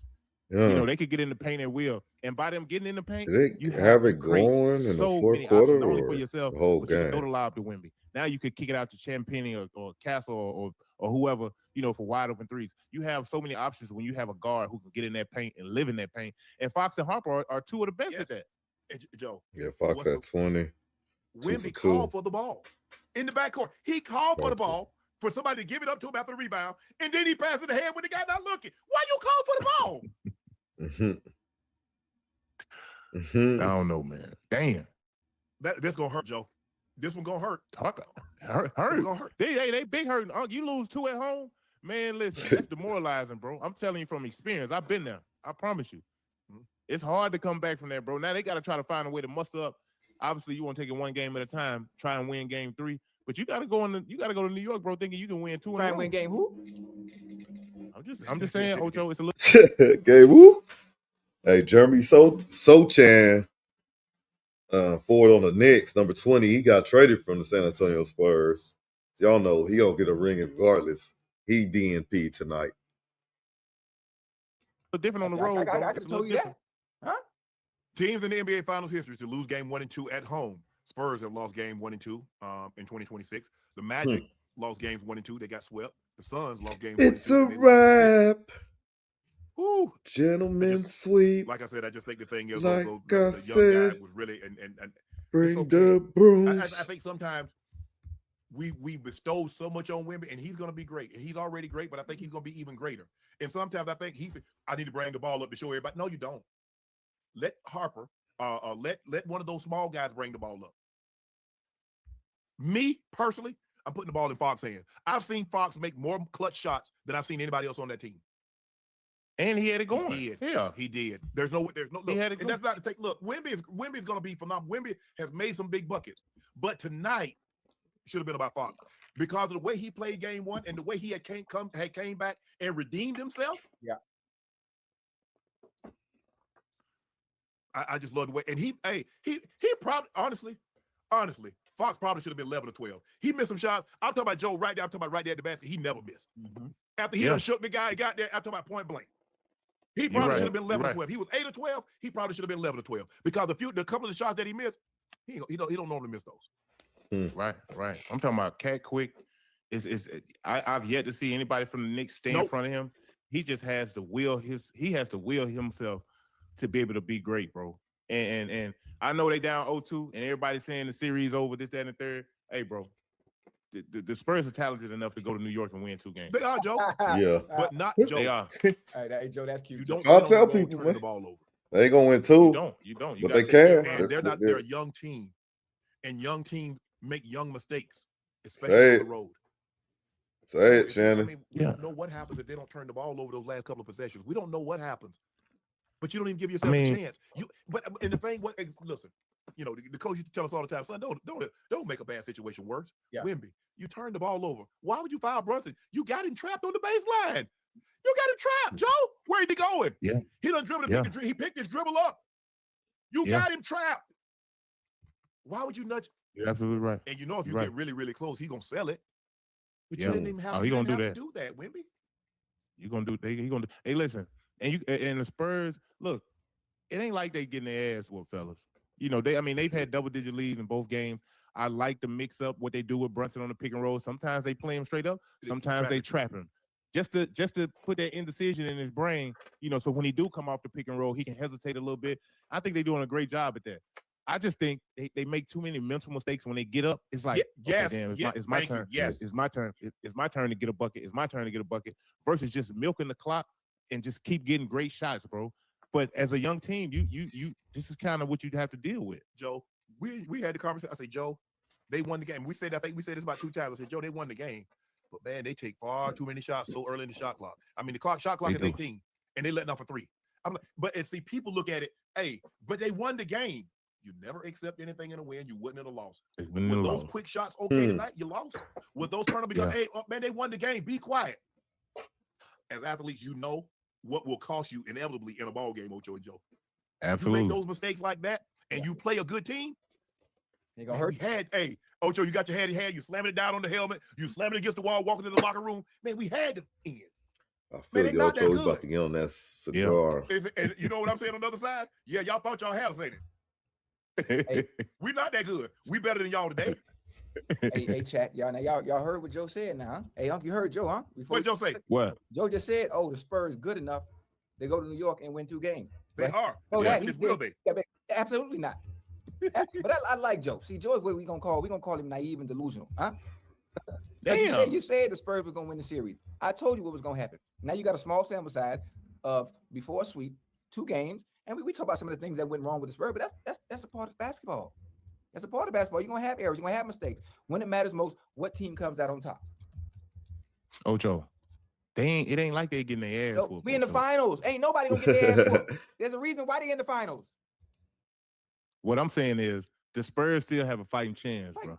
That's all I'm saying. I know you look at it. Punches the chance. Knicks up 2-0, they done won 2 in San Antonio. You and Unc don't think they coming back to San Antonio? Unc just not read off to you in the history of the NBA. He got him down 0-2. How many of them come back from that, Unc? In the final? Well, I'm not. Listen. For them to come back and win the series, they're gonna have to do something special. Yeah. But I still think they can. I think they can go to New York and win a game, or if not, don't give them a game because the NBA got bills to pay. Yeah, and so do Nightcap. So they need to give us a couple of games. Little nightcap. They need to give us a couple of you. games. Joe, Ocho, what did you think about Rick Brunson coming down the court to confront De'Aaron Fox after he got in Jalen's face? Rick told Brunson, "You ain't tough. Don't do that." Big body Brunson. I like it. You talking about Rick? Yeah, Rick got down there in Fox face because he was in his son Jalen face. Hey man, I'm sorry, but when I'm watching the Knicks and I see Rick Brunson and Jalen Brunson huddled up and they talking, discussing the game plan. He's telling Jalen what he should be doing. Man, I just think it's such a great moment, bro. And as a father, those instincts naturally kick in. You see your son down there getting into a little confrontation. Hell, I'm taking my ass down there too. Hey, that's bro. I understand he'll coach, but I'm a dad before I was a dad, but way before I was a dad coach. And that's my son. Right. That's still his baby boy. Yeah, at the end of the day. Hey, don't do that. Hey, don't do that. Yeah, you need to slow that down, partner. Right. Yeah. Okay. and hey, I get Fox. Hey, Fox, like, hey, I'm gonna meet intensity with intensity. It's that type of game. I'm not. Hey, we not shying away from this. We're not gonna let you get comfortable tonight, Jalen. You got comfortable in the quarter. You're not gonna get comfortable tonight. Hello. And Fox turned it up too. Okay, but you know what I like also, Joe? Because a lot of times guys teams don't want to do this. Their best player on the defensive series, what you call went in the game, was it? Jalen Brunson. We had a very similar situation with the Lakers. That one of their worst defenders was in the game. Who was that? Austin Reeves. When you should have had Vando in the game, you had Austin Reeves in the game, and the guy got the bucket on Reeves. Yeah. I like that. I understand Jalen Brunson, but Jalen Brunson is not one of your better defenders. I want my 5 best defenders on the court. Absolutely. It's the same reason, Ocho, they put Randy Moss back there on a Hail Mary. Yeah. They put Gronk. I don't know. They put Gronk and Gronk got broke up. You remember the Miami, what they called it, the Miami Miracle? Yeah. But the guy they called it, and they laterally. It's just Drake. Yeah. But no, it was a situation that I understand. I understand you as much as you try, because I'm sure there's a lot of times he's thinking this court like, man, let me stay my ass on this bench. I know that's my boy, and I want to do something bad to these boys, but this is the NBA, and I'm trying. I don't know I don't think he really wants a head coaching job. He kind of likes the situation. I'm sure he would take one, but being able to coach with your son and go to work with your son every day. None better than that. To go to work with your son every day, Ocho. That's dope. You may hey, Ian, come pick me up. I ain't driving. Listen. Rick Brunson made it to the finals with the Knicks. Obviously, he didn't get much clock, but to be back in this position, coaching his son. Yeah, that's dope. Coach your son. You're in the championship, man. On the Knicks. Come on, bro. And oh my bad. I forgot that part. You was on the Knicks.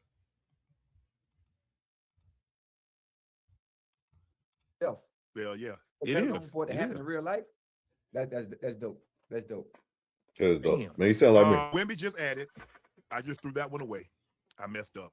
We didn't play great as a team. We needed to win that game. This game was ours. But at this point, it's done. And I'm gonna regret it. Yes, of course. I'm gonna use that to fuel me and fuel us next game. Absolutely. I could have been better at recovering from that high, and being in the conference final. So basically, he said, "Look, the report, he's saying everything. Yes, we understand you should be excited, but you still got 4 more games to win." And basically, he said, "I'm so high on that I've allowed it to inhibit the way I play in the finals."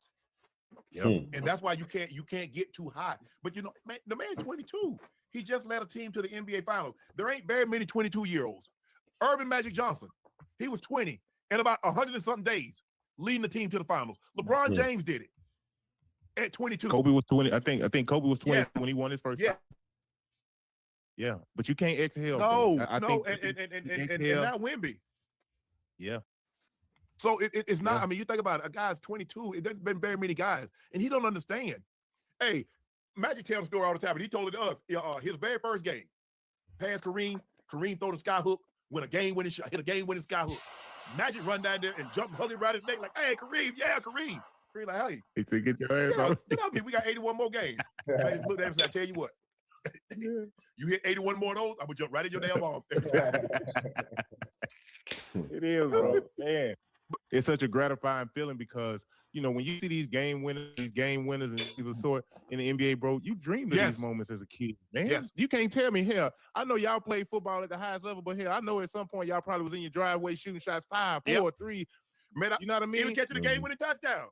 I don't know how many game-winning touchdowns Ocho you caught, but I done caught a couple of game winners. Ain't nothing like it. Yeah, I've never caught a touchdown that was a game winner, like at going down and it's only a few seconds on the clock and you catch it. Now I've caught in passes that result in actually winning the game. Yes. Right. Do anything. Yeah. Never a game winner like that. I ain't never had that. Yeah, and that's I've caught one. I think I've caught one in Well, I caught 2 game winners in Jacksonville. That game that Jimmy Smith went off, Ocho, I caught the game winning touchdown. Real? And I caught and then I went down there. My last year, I caught a game winning touchdown. I think I caught with like 10 seconds on the clock. We had to lead the whole game. Them jokers score a touchdown. We go right back down the field. They come with a blitz. They come with a bomb blitz, but they leave the end to cover me. I don't know if I'm done with them, but shout out Unc, shout out ISO Joe, shout out Ocho Cinco, man. You know they always in the news, always in something. But yeah, you know, stay tuned in the chat, man. Let me know in the chat what y'all think, man. Who y'all got? You know what I'm saying?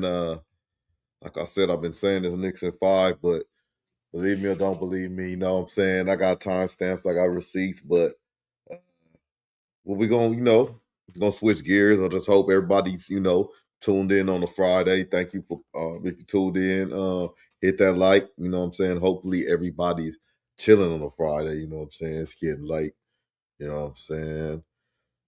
People like me don't have to work tomorrow, but we still work. We work hard. We work hard all week, you know what I'm saying? And hopefully y'all on get some downtime at some point, you know what I'm saying?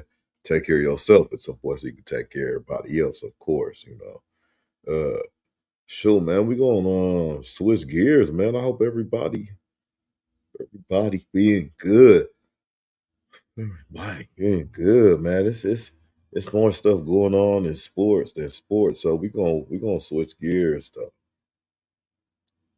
Ain't no way to kind of ease into this. We just gonna have to go. Carmel. Let's see.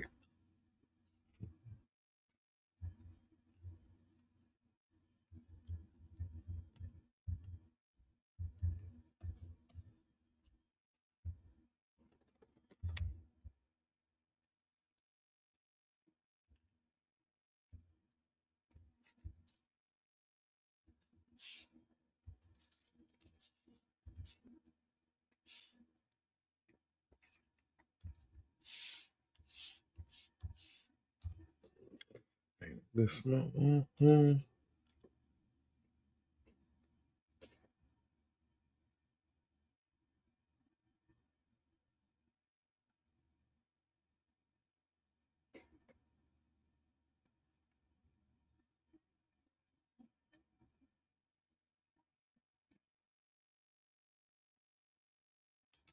One of Chud The Builder's racist friends is outside the Karmelo.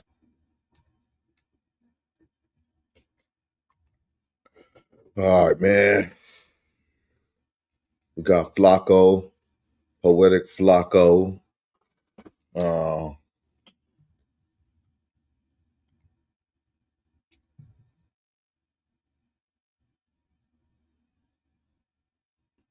Yeah, what they say?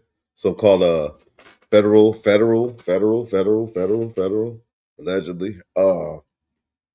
Yeah. What I want to cover on though is I think he did a video. I think this is what it's about. Let's do some background on this real important.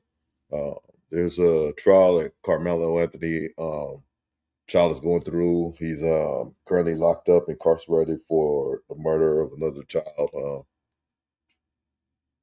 It's unfortunate that it happened in the first place. Should be no death or no unalivings or anything like that, especially with children. That should be accepted, or acceptable or anything like that. The circumstances that it happened has to do with society and racism, bigotry, a lot mixed in there. Some may say it's on one end, some may say it's on the other end. But the thing is, something happened. Life was lost. Rest in peace, to the other the young man that lost his life. But if you know the circumstances, the other young man is up for trial that was possibly defending himself allegedly or attacked allegedly. This is what he's on trial for: charge of murder, which is I think it's of the first degree. Excuse me if I'm wrong, but that's all alleged. I just think that's very extreme, but for a child in state of Florida, where you think the laws are a little different and stuff like that. So, this child be facing that type of law, and then the division it has caused in the country, the world, that we already divided. What are they divided over? Black, white, point blank, period. When it's a life loss, it's another life. That's the kid is a great kid. Karmelo Anthony, a great kid, outside of obviously a horrific incident that should have never happened. But yeah, of course I could say that lightly right here with no emotion or anything like that. But the truth of the matter is, this is where we're at, and now his life is on the line, because I'm not sure if he can go for the death penalty, but he can definitely he can get an L with premeditated murder, first degree unaliving, definitely. And then anyways, background story to catch up with it. I'm just, man, it's a lot. His jurors are mostly none of his peers. There's no black jurors. If there's, they're not all white, but they're none that's black. That was broken down. If there's some more, correct me in the chat. Change it. But won't break down, because this crossed barrier, because you have another incident with Chud the Builder, whole other side of the spectrum. This guy was going around. We all know the story. I'm not even going to explain his story, but this dude Bill, we're going to get into that. But this dude's bail is 1.25 million. They may have raised it or something like that. He doesn't deserve to be on the streets, man. He don't deserve to be out, fighting his case and all that stuff like that. In my opinion, I would say, people don't deserve to be locked. But if you hunting people that look like me, especially like the guy, you probably gotta just. If I'm just you're going around, walking around looking for people like me. Like if I was walking by you, you would try to approach me to get on your stream and do your little 1-2 Dougie. I mean, it's all irritating. It's all irritating. Look, watch this stuff. Let's check this out.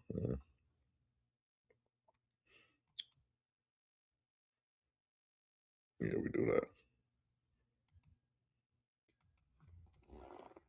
One of Chud the Builder's racist friends is outside the Karmelo Anthony trial starting a race riot. This usual suspect, Jake Lang, is the one who went to Chud the Builder's bond hearing, caused a disturbance, and got arrested for contempt of court. Now he's outside the Karmelo Anthony trial trying to antagonize black folks into a reaction. Well,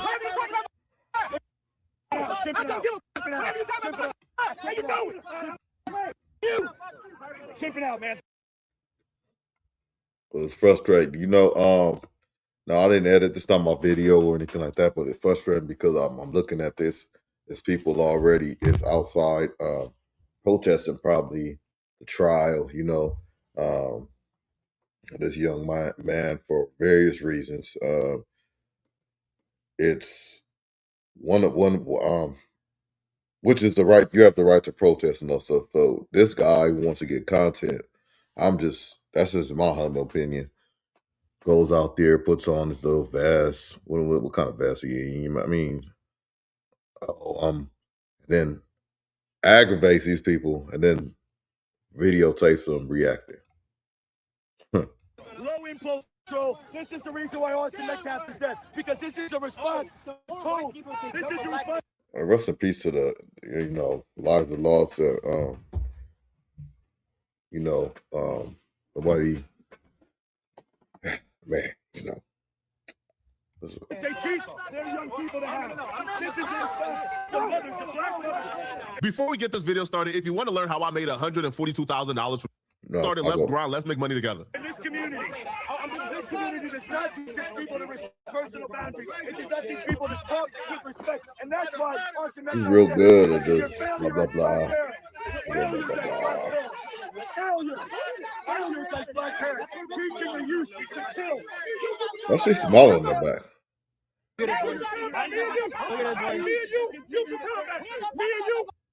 It's crazy to hear that.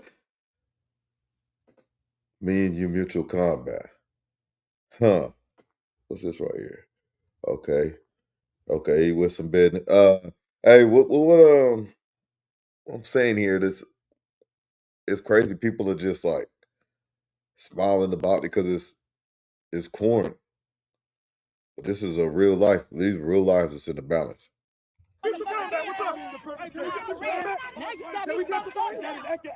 Doing all that talking and fake crazy act, but make sure to ignore that request for mutual combat. Make sure to act like he didn't hear that brother asking for mutual combat. Because in Texas, if y'all both agree to fight, y'all can fight. And there's nothing the police can do about it. But Jalen ain't want that smoke. They just act crazy. They act like demons. Man, they fake demons, bro. They're not really crazy. They're not really unhinged. They know their limits. Jay Lang talking about low impulse, to be honest, is complete. Like, they lack self-awareness completely. Jay Lang probably has the lengthiest rap sheet of anybody outside that courthouse. But he's talking about low impulse control. Dog, you are a felon. You did multiple years in prison. You just got arrested 2 times within a span of 30 days. You are literally a career criminal. You can't talk about low impulse control. You have none. These alt-right white supremacist X pages, they don't show Jay Lang antagonizing black folks. They don't show Jay Lang race baiting black folks, but they only show the aftermath of Jay Lang successfully race baiting black people. So Jay Lang shows up, antagonized, says all type of racial slurs, all type of words. He finally was able to race bait Unc into just going off and losing his mind. And Unc said some things that, again, I don't support, I don't stand behind. But to take him out of context of being antagonized and race baited and post this online trying to destroy the man and destroy his life for saying this after Jake Lang started this, to me, it's just disingenuous, bruh. Only good is a dead. Only good is a dead. Only good is a dead. Only good is a dead. Obviously, I disavowed that rhetoric. Somebody being hateful and racist towards you should not make you hateful and racist towards an entire race of people. Clearly, we are all on the same page.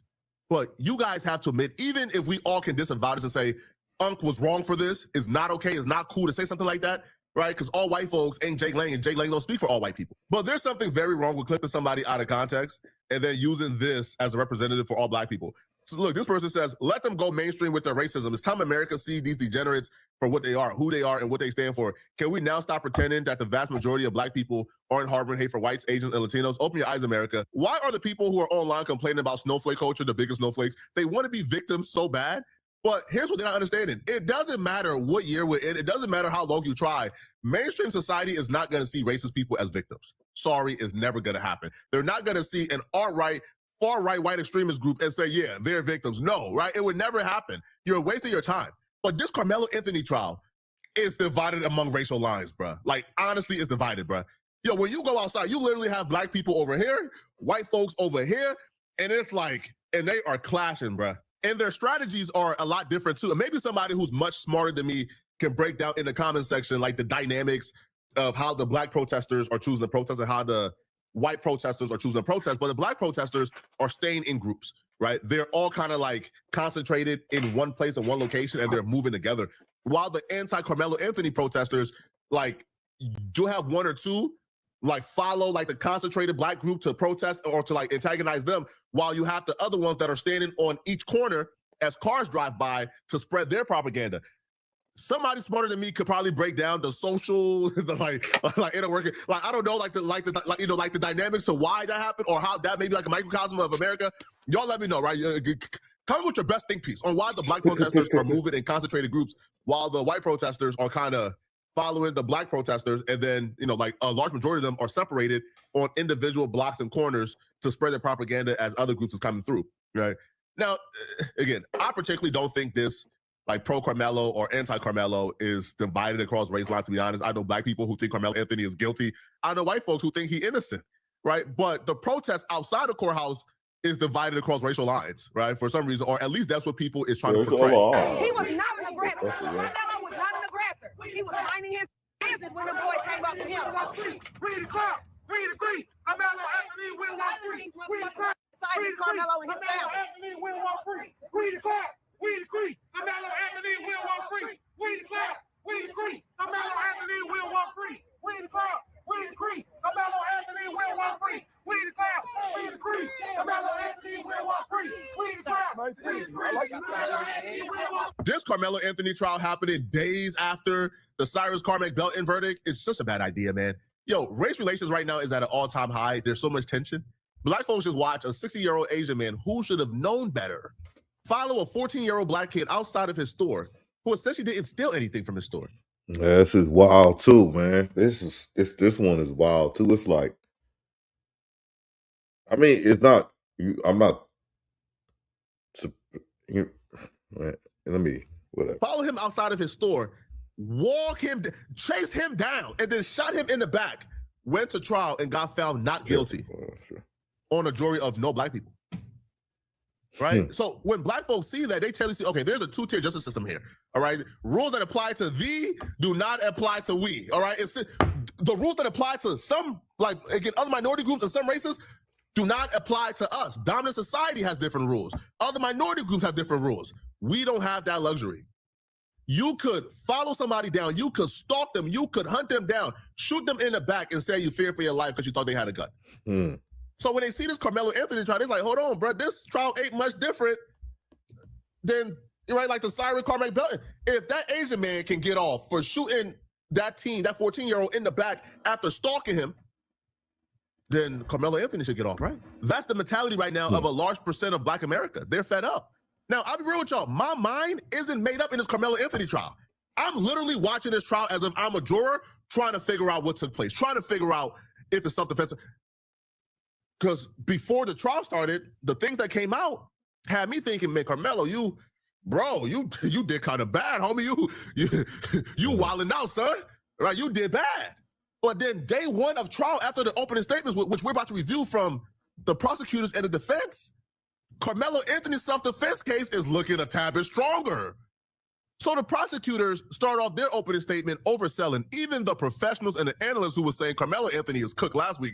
Is saying, bro, after the opening statements, bro, the prosecutors, like, it sounds like they are over-promising something they can't deliver on.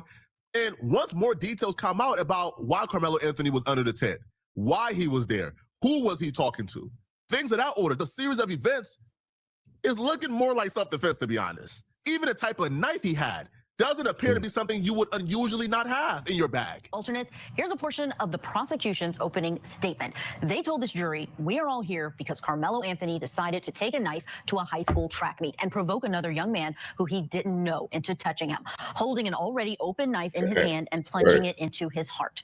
They went on to say that this man decided to commit an unjustified provoked murder and that this case has nothing to do with race. This is not self-defense.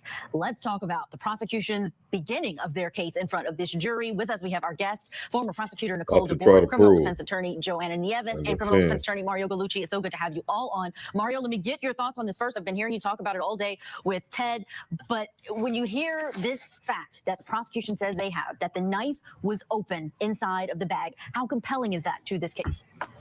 So, I mean, the prosecution's trying to make it seem like he went there with an open knife in his bag to cause a problem.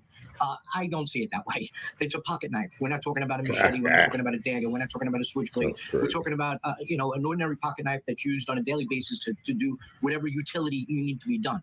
So just by, and I believe you're going to hear this from the defense, just by the virtue of there being an open pocket knife in the bag doesn't mean that he went there with the intent to harm someone. And I think that's what's going to come out on the defense side once we get this trial up and running.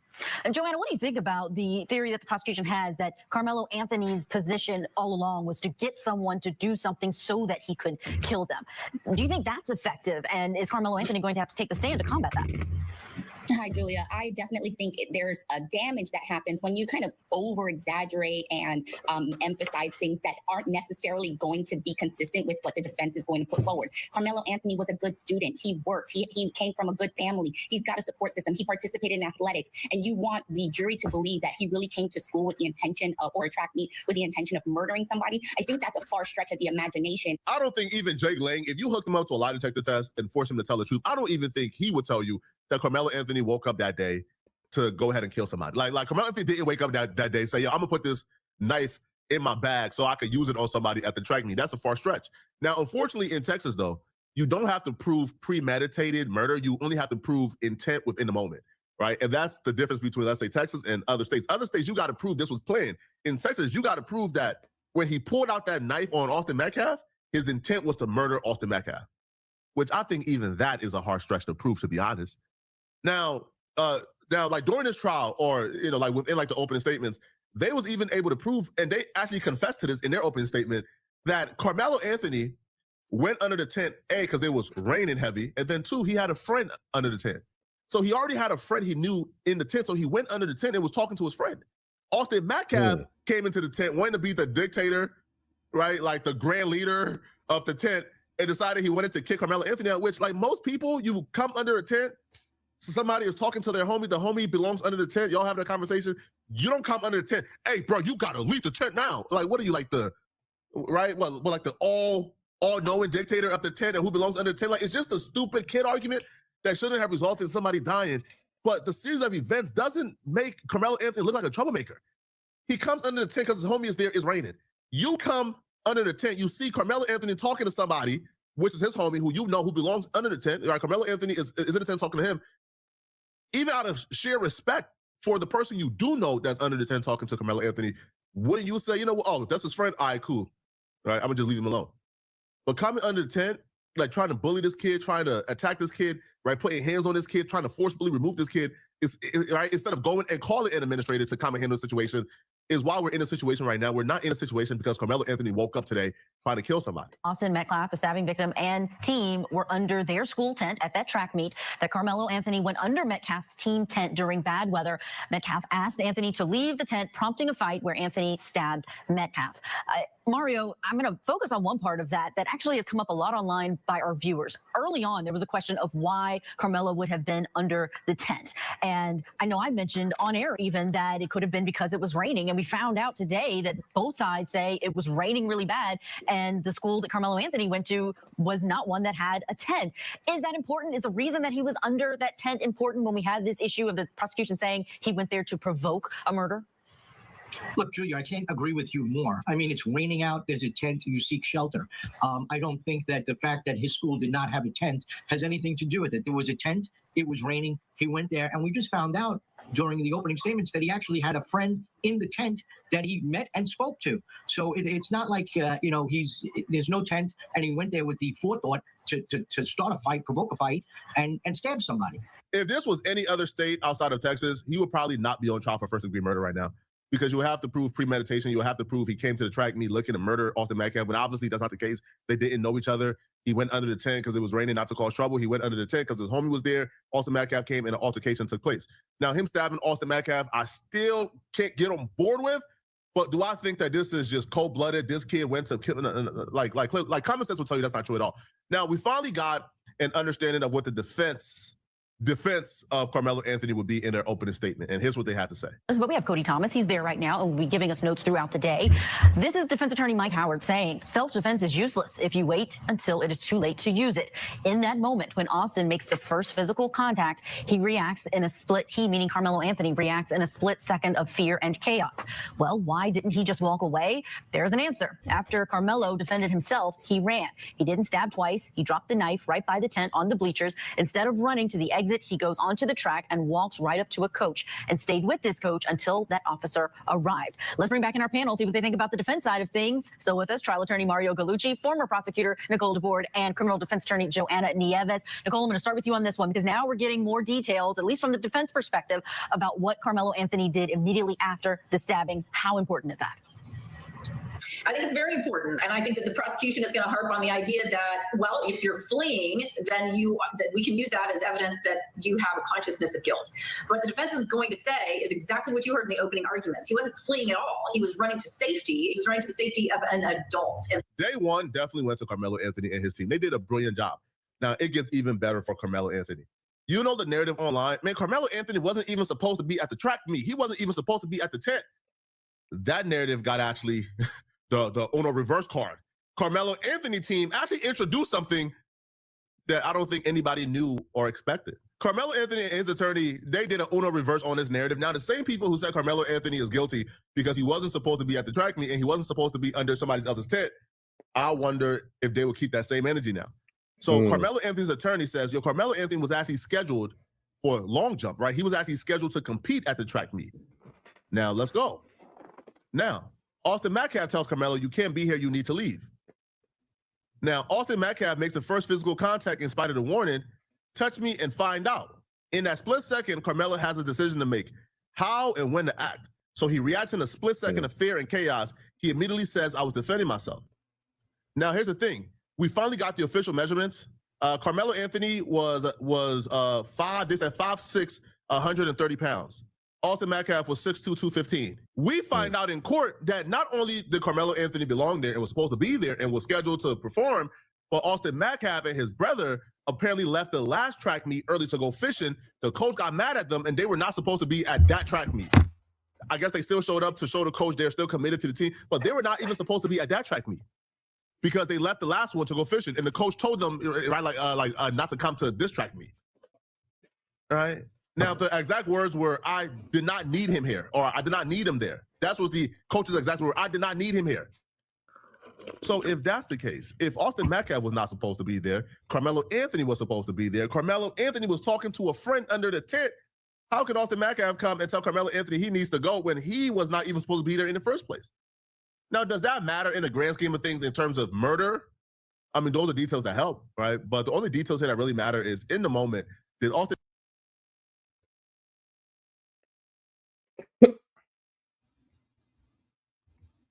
Metcalf do enough for Carmelo Anthony to justify deadly force? That's what they're going to be discussing. But all the character assassination, that needs to stop today, bro. All right, because to me, all the character assassination kind of got debunked in court. But we'll be covering this every day. Let me know in the comment section, what do you guys think? How do you guys think it's going currently? Do y'all believe that Carmelo Anthony will be found not guilty or guilty? Let me know, okay? If you're still watching this video, please. That's the Flacco, man. Turn your water off right now.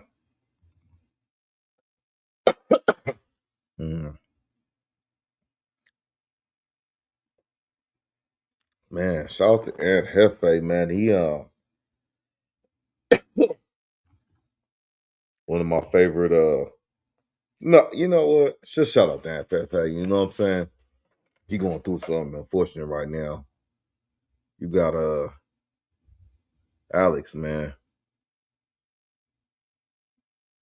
See what you're talking about, Alex.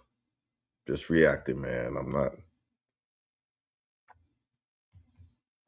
Thanks for joining Street TV. Thanks for tapping in with Street TV. I'm joined by Angie Smalls, who went to Young Aunt Hefe's court date today. I believe you had an arraignment, and Angie Smalls was in the house. So tell the people what happened. What did you see? What did you witness today? Okay, so I got there, right, and he was in the arraignment court is a little bit different than what I've experienced before, but long list of other people that they kind of group everybody in, bunch of appointments, bunch of lawyers. I'm sitting out in the hallway, right, and I had to check in, and the officer tells me she'll call me. She asked me who I was there for, and luckily I had just read the board, so I knew his going to court so casually for nothing like that. So don't got nothing to do with it. Instead of me just being like, "Oh, Young Aunt Hefe," I said Marie Shellman, and she said, "Are you a supporter or a victim?" And I said supporter. And so she was like, "Okay, we're gonna come out and get you.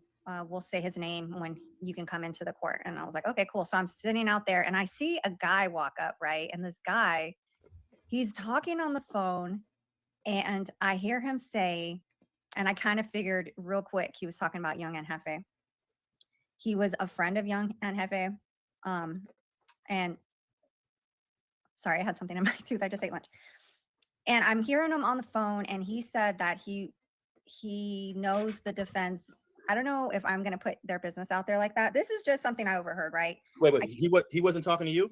He wasn't talking to me. So he was having a private phone call. He was having a private phone call, but right. I don't want to divulge his private phone call. Okay. Yeah. He was speaking real loud though. Sure. Right, well, let me ask you, did you get a chance to talk to him after you heard him on the phone call? I wanted to, and he did notice me when I went into the court because there wasn't anybody else there for Young Aunt Hefe. It was me and this other guy. And I'm telling you, I put two and two together. I was like, he's talking about Young Aunt.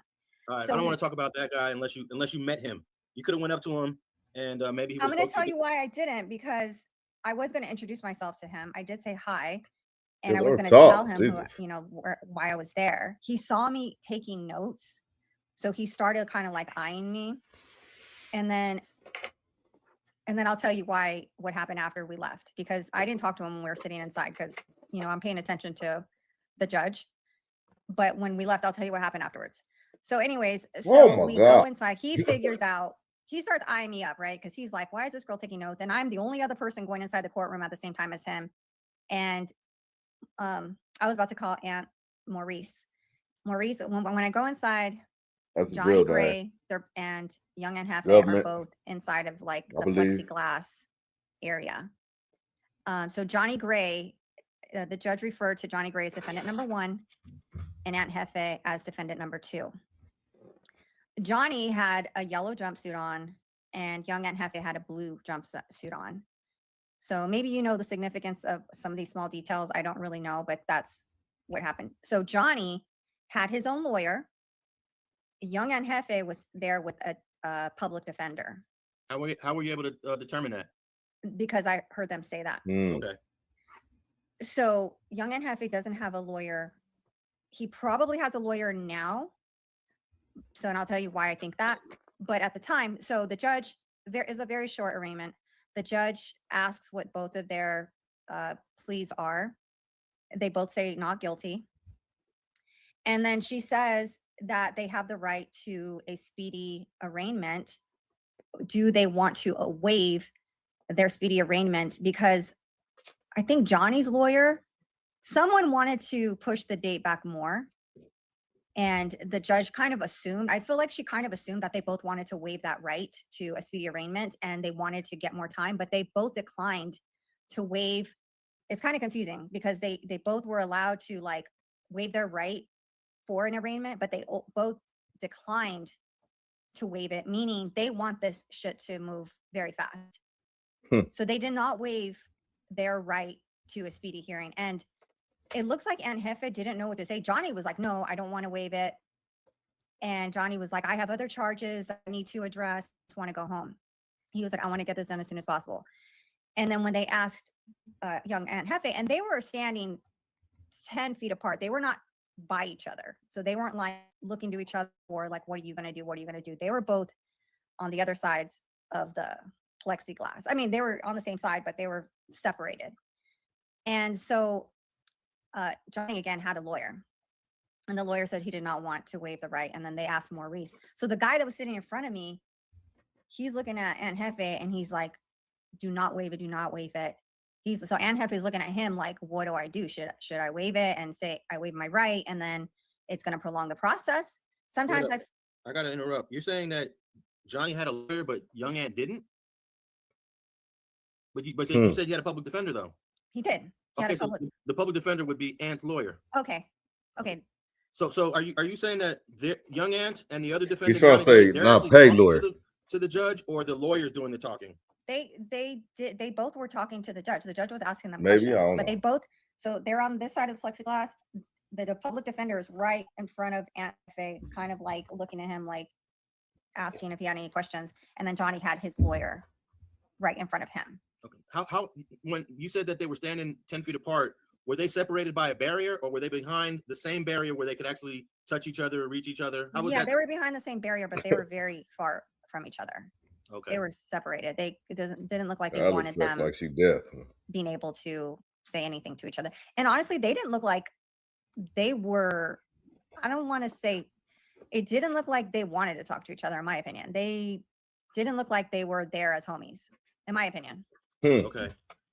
So they both said not guilty when asked. Yes. And what kind of talking did the lawyers do? They didn't do very much. Johnny's lawyer did ask. The judge did ask him to come up to the podium. So when Johnny's lawyer said no, we don't want to waive the right, I think the judge was a little taken back by that, because I think I'm just kind of speaking generally, but I feel like people that don't know the law, they're just going to be like, oh, wave the right. Okay, wave the right. You know what I mean? Like they don't really know what they're waving. And they'll just say, I don't okay, even know what you're sure. saying almost. If it Low sounds key. like we're prolonging something, giving me more time, maybe. But that if you don't have a lawyer advising you, I feel like you still can make the wrong decision. I don't know. So anyways, I think the judge was kind of, she asked Johnny's lawyer to come up to the podium because she really kind of wanted more clarification. Like, why are you waving this right? So he did go up to the podium. They spoke. I couldn't hear them.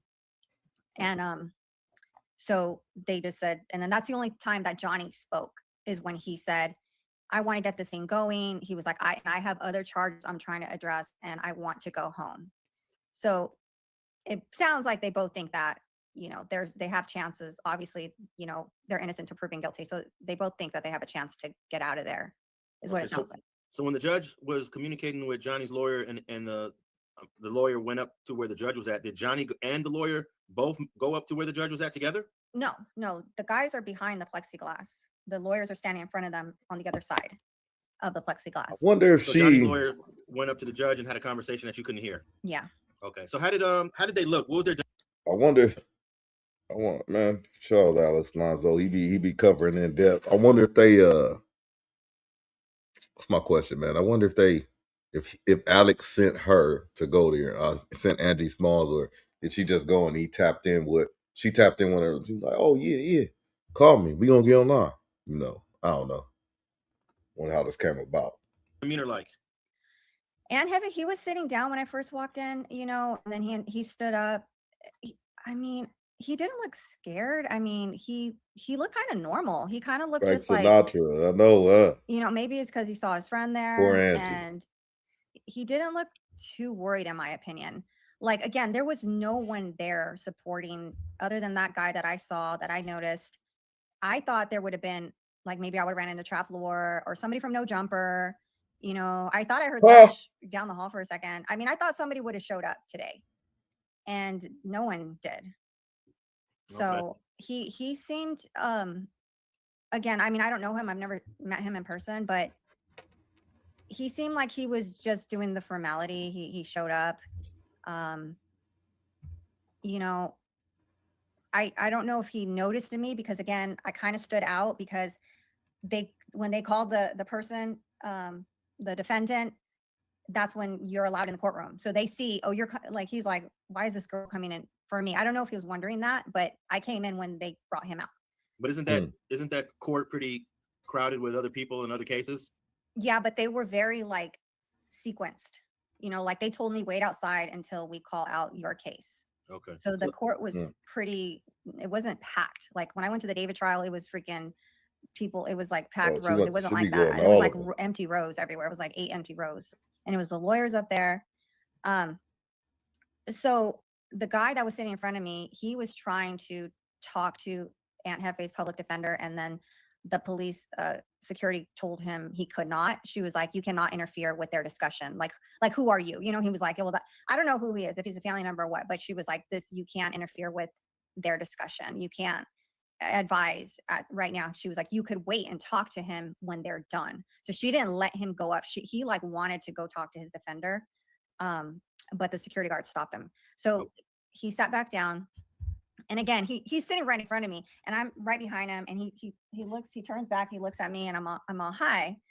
And he just looked at me and he just turned back around. Like, I think he knew, he was like, okay, this girl's with the media. I think he immediately could surmise that. And so so that was really all that happened in court. They asked him if they're, what they wanted to enter as plea. They both said not guilty. They both are not waiving their right. They have their next court date, June 17th. Well, no, it's not just you, Frank. I'll let you, I wrote some notes about that, Alex. I'm going to need you to kind of guide me on what it means. I know the date is June 17th, but she said 8 of 10. She kept saying 8 of 10, and I don't know what that means. Did you say 8 of 10 and then add preliminary hearing after that?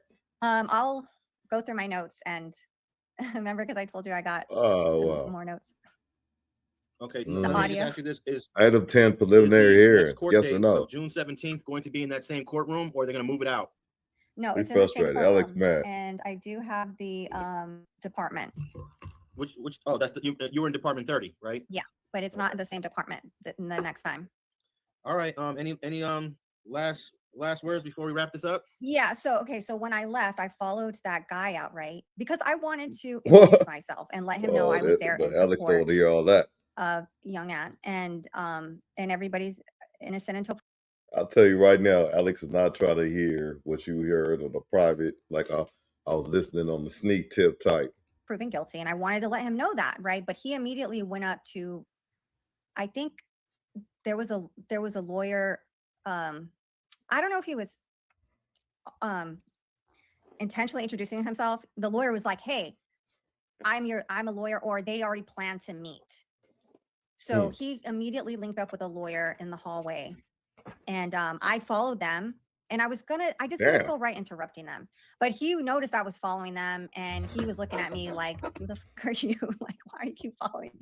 So I wanted to, if he was by himself, I would have been like, "Hey," but that lawyer just kind of grouped up with him, and then they went on their own floor. So I didn't get to introduce myself, but I wanted to. But it looks like he's getting him a lawyer ASAP.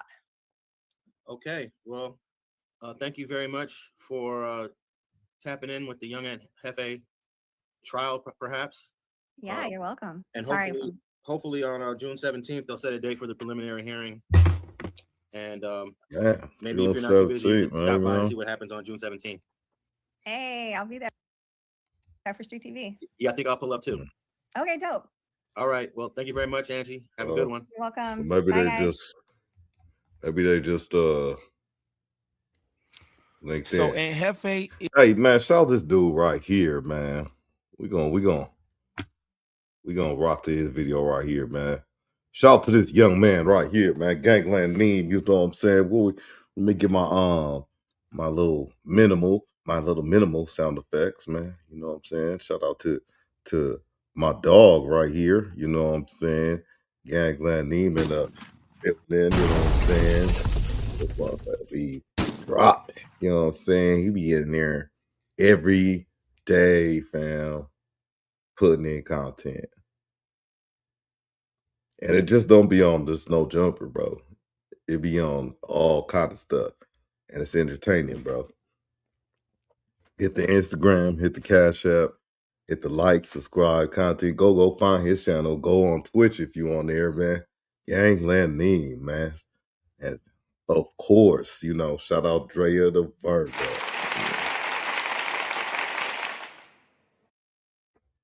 Let's go.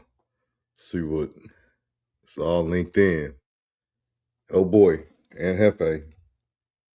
Oh boy, Betty Nash is now making content. We all know he locked up. Free and Hefe. He say he ain't do nothing to get some tissue.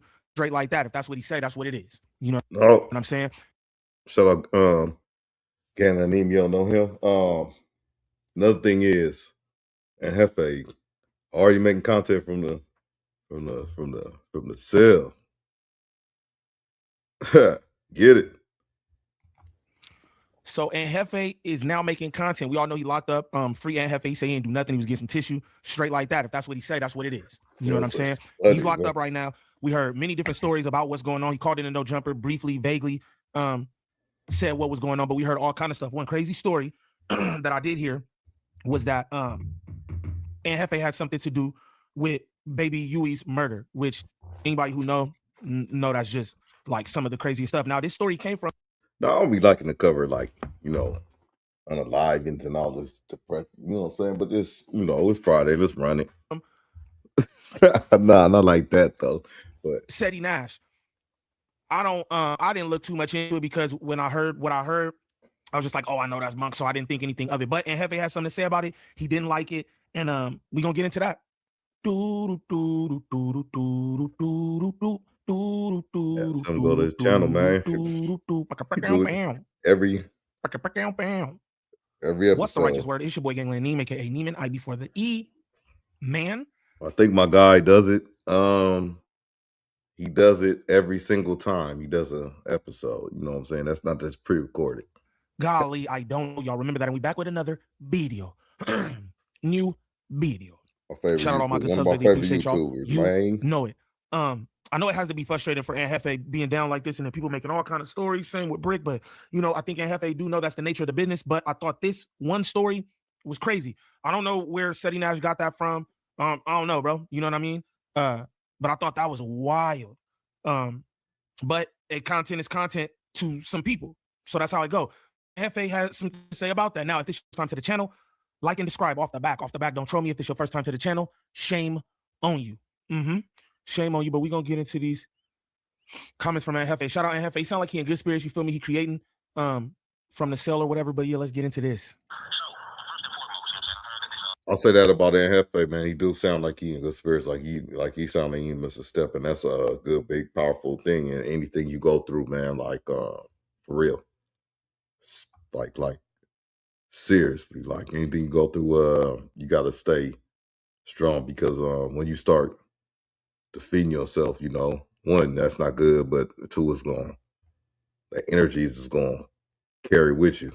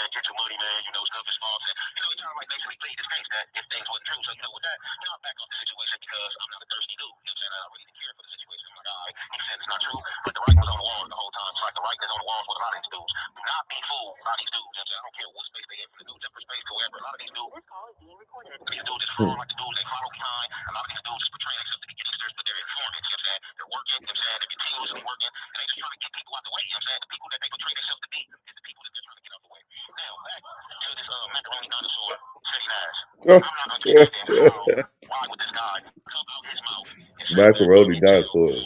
Wow.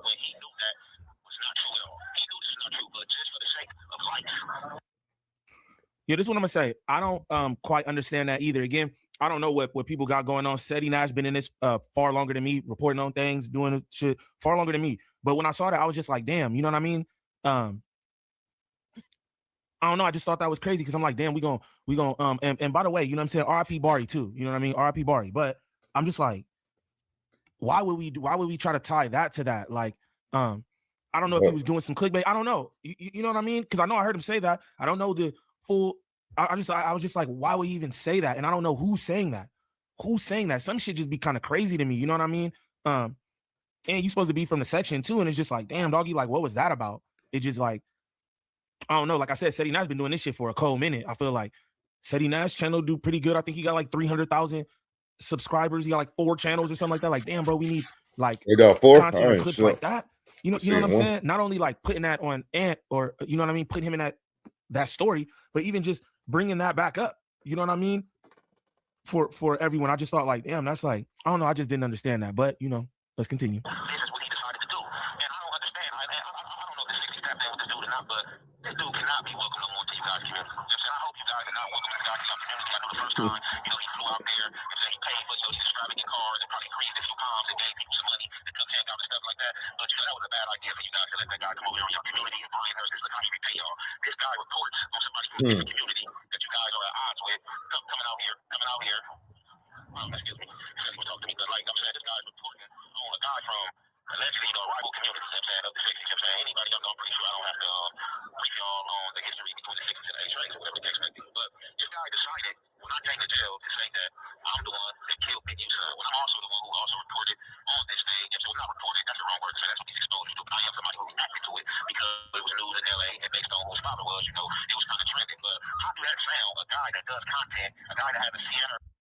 Reacting is reporting, just so people know too, because I was kind of confused on that as well. Like, oh, reaction, that's a form of reporting as well, especially when you have a fan base of people who come to you for different stories. You know what I mean? Because they know you're gonna have a take on it, some details or whatever. It is reporting. But again, just like Hefe is saying here, I wasn't even gonna mention none of the like the street shit, like yo, the 8 trays in the neighborhoods, like niggas out here already know to deal with that. Like, so to not just it's Hefe, but Hefe from 8 Tray got something to do with that is just like, I don't quite understand what niggas was trying to do with that one, man. For real, that should be dangerous, man. I don't know, but I don't know, man. I find this confusing too. I won't lie to nobody. Like I was thrown off when I heard that. Man was manners hat in the background, and the guy that's talking about his neighborhood in the 60s, why would he fix his mouth to come out on the internet? It ain't for no sake of no content. Why would he fix his mouth to come out on the internet and say that I'm in jail for killing somebody from the 60s? You know what I'm saying? And then, it's going to be lit. This summer's going to be lit. It's going up. This is how trash these dudes is, and like for real, if anybody is telling any of you guys out there, this call is being recorded. Who's not up the street like 80 gangs and dudes telling y'all, don't join gangs and stuff like that. This is a prime example why you wouldn't, you know what I'm saying? Because the goofies that these guys allow into their community. And I'm not taking no shot at the 60s or anything like that because I'm really hoping that he's not of these guys' community. You know what I'm saying? I'm hoping that it was a joke and I'm hoping that he paid, you know what I'm saying, to come over there and I'm hoping that he's paying to rep because this is a bad look and this is a black eye to the game. And dudes continuously, you know what I'm saying, show that they're goofies and that they don't care what come out their mouth. And I don't understand this coming from guys that's saying it from the streets or guys that get on the internet talking about different gangs. Like, this is the stuff of the poetic Flacco. You know what I'm saying? Like, now Flacco, I'm gonna get to him next. He's gonna be like one of my next segments, but I'm not even mad at Flacco because this is something that a Flacco would do. This is something that a Flacco would do. A City Nash, a guy that thinks he's high on my hill, I got the bag, I'm rich rolling and this and that. Like, bro, you need to put your flag all the way down, bro. You need to put it down, you know what I'm saying? Because you are a goofy. Like, what type of member, like whether you a gang member or a member, like who reports this type of stuff? Like who makes this stuff up and reports this type of stuff? Then I heard that guy even came out and reported something before that. So, like I said, I'm gonna get to everything one by one. You know what I'm saying? So I heard that there was something else circling around that I was in jail for a guy from Pepco, you know what I'm saying, who happened to pass away at a taco truck the day before my arrest. So first and foremost, I heard that he cut to the internet with this story. That this was what I was in jail for. And then he had the nerve to come out his mouth and say, man, I didn't explain the story. If he killed this dude in a taco truck like that in cold blood, he deserved everything he got coming to him. Like one dude that's saying he's from a notorious gang comes out their mouth and say this type of shit. Like you cannot make this up. And for real, and I'm not gonna lie, man, I sit here every day in this cell while I'm back to freedom, man. I just like, man, I can't understand these dudes. I cannot understand these dudes that's claiming community. And I think these dudes always can't be behind it because if they are, they have to be police. And like for real, Nas, you know, said something real controversial years ago. He said hip hop was dead. And I'm telling you, the street is dead. You know what I'm saying? The street is dead. Not that I want them to be alive, but the street is dead. The thing that you got dudes claiming to be members or claiming to be of these communities coming to the internet, reading police reports and validating police reports. To be the truth, man, this shit is over with, man. Like who does that? And a lot of these dudes claim to be hardcore dudes and heyday. I was on that, man. You wouldn't know nothing but the police, man. Like those people saying, like you can't hide. Like what's he? A lot of these dudes, man, have blue and red blood, man. Blue, red, and white police officers, man. It's just something I wanted to speak on, and you know, to the dudes out there in the 60s that's really out the community, man. I hope y'all really reprimand this dude, man. I hope y'all really tell this dude to keep y'all set out of his mouth because he don't deserve. He don't deserve no back from nobody. You know what I'm saying? Or everything. Y'all just need to tell him to continue doing his job as a reporter and as a crisis actor. You know what I'm saying? Because that's what he's good at. You know what I'm saying? But not deserve to have Seattle Melo in the background as if he's from this community and is high ranking or something like that. It's the way these dudes talk. You know what I'm saying? But that's what Name crazy with that soundboard. He wild. Behavior of this as of recently, and like I said, we're gonna come day by day to address everything. Again, you know, I'm not the guy in jail for big Utah murders, you know what I'm saying? I didn't have anything to do with that, you know what I'm saying? I was nowhere in the area when that thing happened, and as I said, when that first happened, I am a guy who, you know what I'm saying, reacted to it, you know what I'm saying? Probably reacted to like 3 different segments of that. So, you know, it's just funny though, and that was just crazy, you know, when I heard that. And I'm not gonna say that, oh, I can't believe he did that because like I said, the writing's on the wall. You feel me? Like he's a crisis actor, you know what I'm saying? His own paperwork, he's an ex-blood, you know, his brother it came out, you know, put him out there, you know, your family members, they know all of that. So, you know, most of the time, you know, family members coming out there saying things, you know, you go to the bank with it, you know what I'm saying? If it ain't no hate into this situation, I don't think it's any hate in that. It's just the proof in the pudding, you know what I'm saying? Just how dudes moving. Dudes can make their mouth say anything, you know what I'm saying? And dudes' actions is proven worthy of the things that their mouth is saying, you know what I'm saying? So, with that being said, again, you know, it's ugly that big family has to go through this and they have to hear that and they have to come up again, anything like that, you know what I'm saying? I'm pretty sure his family already mourning to death. The father's already in jail fighting his case, and then you got buffoons that's claiming their community coming out talking about that. I am the one responsible for what happened. With that being said, y'all already know we're gonna conclude this there, man. It's your boy Young and Hefe. Don't care about number what the sex say. Make sure you go ahead and like and subscribe because it don't cost you nothing. The person that's Yeah. And if you ring that notification bell, I'm gonna bring you mail. You know what I'm talking about? My boy bringing the mail from lockup. You heard? Must got a cold team working with him. But look, shut out. Yeah, again, like I said, I don't know much about. I don't know any beef that him and Cedi Nash have like prior to this incident. But it almost sounds like I don't know, he might got something on him. He talking about the nigga used to be a blood and he paid to be from the community. This is what I say ultimately. That's why I didn't really have much as far as commentary with what he was saying because I feel like he just want to get that off. But this is what I will say. I feel like I don't know. I'll be telling y'all that all the time. I feel like we got an obligation, whether you're reacting, whether you're doing commentary videos, whether you are doing journalism and reporting the news on a street level, mass media level. However, bro, I feel like your platform, you got like a responsibility with your platform. And it's not me to like, I ain't telling Seti to do shit. Like I said, Seti been doing this far longer than me. But I just feel like, damn, man, I feel like you know what I mean? Like you got a responsibility, bro, when you reporting this stuff. And hey, you gonna get things wrong. Like just what we doing, like, you know what I'm saying? You gonna get things wrong. You gonna be off on stuff or whatever when it comes to actual news, like this kind of stuff, cases or whatever. You got to cover that. I'll be wrong with just situations I'm reacting to, whatever. But that is my opinion. But I feel like when you're breaking down actual things that's going on, like an arrest being made, they saying robbery and murder, this, that, and the other. I think you got to try to do your due diligence to find out what exactly is going on if you're going to report on it. Again, sometimes you will be wrong with details and you might have a story wrong and this, that, and the other, but just some of the stuff that I seen with this specifically, like, damn, people just making up all kind of scenarios. I don't know what went on.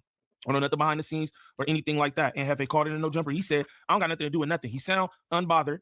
He like, yo, I don't have nothing to do with no unaliving, so I don't have anything to worry about. You get me? But you got people putting fake cars of his at scenes. You got people saying he got something to do with unalivings. It's just like, I don't know, man. That shit's wild. And I think it can be dangerous. Again, like I just feel like we got a responsibility when we on these platforms in front of these microphones reporting whatever it is we reporting to. As far as news, you can sit up here and give your opinion on whatever, right? But when you covering actual shit, like a nigga got a real case going on, I feel like, damn, you owe it to the people, everybody involved to, like, you know what I'm saying, report that shit, you know, as truthfully, as honest as possible. You know what I mean? I don't know, man. That's a wild one though. Because when I heard that, I was just like, what? I didn't know Heavy would be making no content from the big house, but that nigga definitely wanted to speak on that, and I'm not mad at him because that's wild. You know what I'm saying? Said he Nash probably gonna have something to say about that. We'll see. But for anybody looking for any kind of marketing or promotion when it comes to this YouTube content creation, make sure y'all tap in with Drea the Virgo on Instagram. Again, that's Drea the Virgo on Instagram. Serious. For real. Tap in. Inquiries only. She working with a bunch of different content creators throughout all the sectors. She can help you with anything from views to viewer retention, thumbnails, monetization, copyright strikes, whatever it is. Make sure y'all tap in with Drea the Virgo on Instagram. But what I like y'all to do is comment down below, man. Let me know what y'all think of this, man. Was that out of pocket for Seti Nash to do? Or is it, hey, is he content creating? I don't know. I think it's a little different when it's real people's lives and there's actual facts of cases and you just throwing things out there. But I don't know, man. Y'all let me know in the comments. It's your boy Gangland Neem. Peace. Say it ain't so. Say it ain't so. This one. Look like Spody Face done quit. No jumper. Look like Munchie B done quit. Man. It's crazy over here.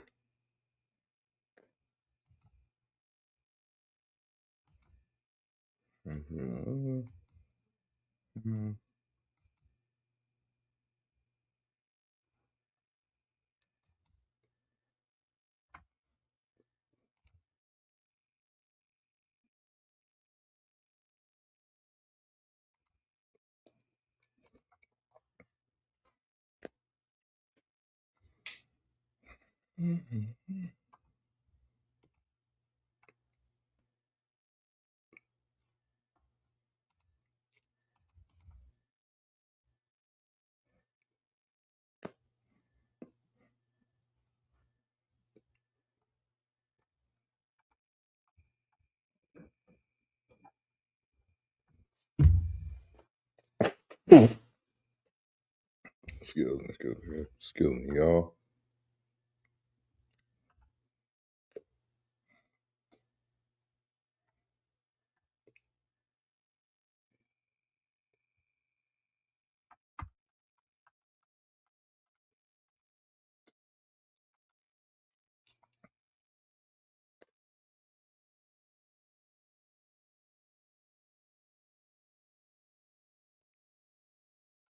Ooh, get smoked in court.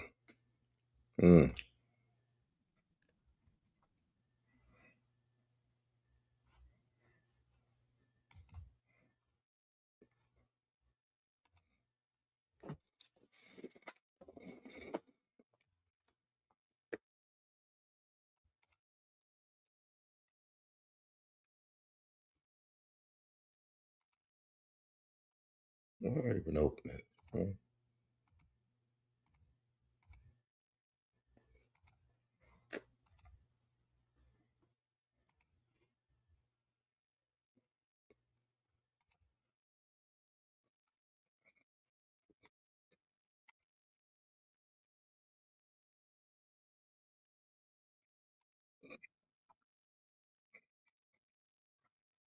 realize there are way cheaper car insurance options out there. So if your rates have gone up or they're already just code and basic info.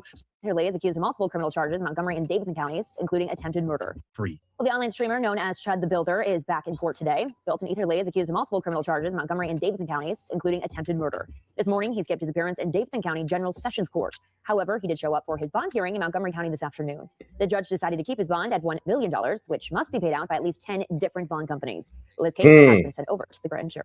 So if y'all didn't catch that, not only are they keeping his bond at $1 million, they're not going to let one person pay it.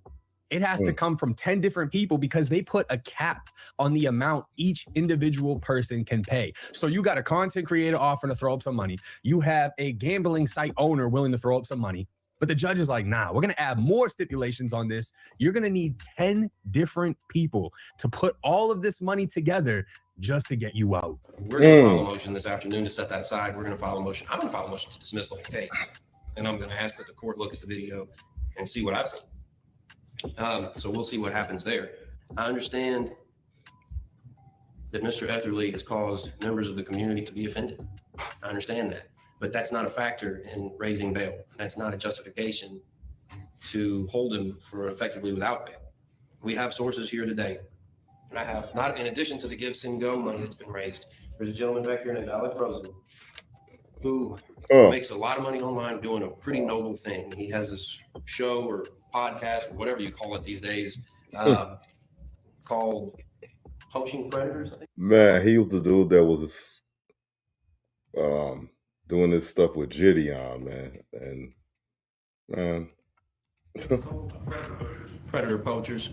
So the lawyer is straight up saying, look, my client's pissed off half the population of the United States of America, but that isn't a reason to keep him in jail. And we even have somebody with a lot of money that's willing to put a lot of money on the line to get him released. Now, he's speaking about 27-year-old Alex Rosen, and I know that's a hard 27 right there, but this guy's content is literally running down and catching predators state to state, figuring out who's doing what, creep shit, this and that, running down on them and getting their asses locked up.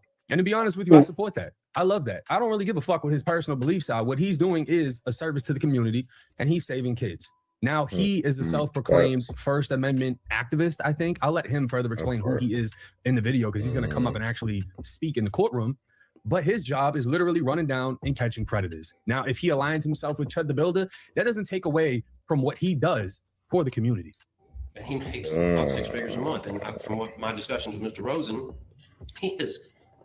his efforts have led to the arrest of some 90 different suspected pedophiles this year alone. So totally legit source of income. He's willing to post the bail. But the order from Judge Poland said we're not allowed to use the Give, Send, Go. That's it, though. There's about 300,000 there, so we could post that bail there also. And there's been rumors circulating all about this online. There is some owners of a casino called Duel who want to post his bail also. I can't probably get that approved by this court, but they're a foreign corporation, Judge, and I can't get the person here to testify. However, I believe they're working with Mr. Leverson's bonding company to put $1 million in his account so that he has the collateral should Mr. Etherly fail to appear, the whole collateral. And that's in addition to Mr. Leverson's insurance fund that he has. I'll be honest with you, this is insane. They got a guy that makes 6 figures a month exposing predators, willing to hand over some money. They have a Give, Send, Go, which is like a GoFundMe with over 300,000 in it. They have a online betting app, whatever, that's willing to hand over $1 million or a ton of money. They have multiple different ways to pay this off, and it's getting denied. All of it is getting denied. They're putting a cap on who can pay what. They're saying they need it from 10 different people. I don't even know if I agree with this. You cannot like everything he's done or whatever he stands for, but to have all these sources of revenue and your freedom legally blocked sounds insane. The facts of the matter of this particular case here, given Mr. Etherly's business venture, which is Chud the Builder, is live streaming certain interactions with Black people, saying derogatory things. We know what that is. The way he said Black people almost sounded derogatory. Causing an interaction and a response from certain Black people on the street. I've been doing it for probably close to a year now. That's his stated purpose: incite and provoke Black people for a response. And that's what he did on May 13th here. no legitimate purpose for being at the courthouse that day. He had missed court at 9 o'clock. This is all proof that came out in the preliminary hearing. Mr. Fox, however, was here on a child support matter with his wife to begin at 1:30. Okay, this is new, and this is something we haven't heard before. Everybody was under the impression that the victim in this case, Joshua Fox, pulled up on Chud the Builder because he heard he was going to be there, right? So everyone was saying, oh, well, this guy had every intent on a confrontation. But now we're hearing Chud missed court at 9 a.m., came back at a later time in which this guy is saying Chud really had no reason to be there, versus the victim was at the courthouse due to a child support matter with his wife. So he actually had court, not Chud, which changes a lot of things because everyone was like, oh, Chud was supposed to be there. This guy must have caught Chud coming out of the courthouse. This also explains how Chud had a firearm at the courthouse because he wasn't going in. He was outside with his gun. We have tracked through video the exact moments that all parties arrived on the This is courthouse the good campus. coverage, Flacco. Mr. Fox and his wife arrived about 1:08 from North 3rd Street and proceed to go to the main entrance and just sit on those concrete planters. Mr. Etherly probably makes it to the parking lot about 1:12, starts walking across. That's on the North 2nd Street side, starts walking across, selfie stick in hand, immediately walks right in front of Mr. and Mrs. Fox. And now we don't have audio yet of it, but he stops right at Mr. and Mrs. Fox, and what can only be assumed, it starts his live streaming right there. The same thing he does. So they're saying the victim was at court before Chud.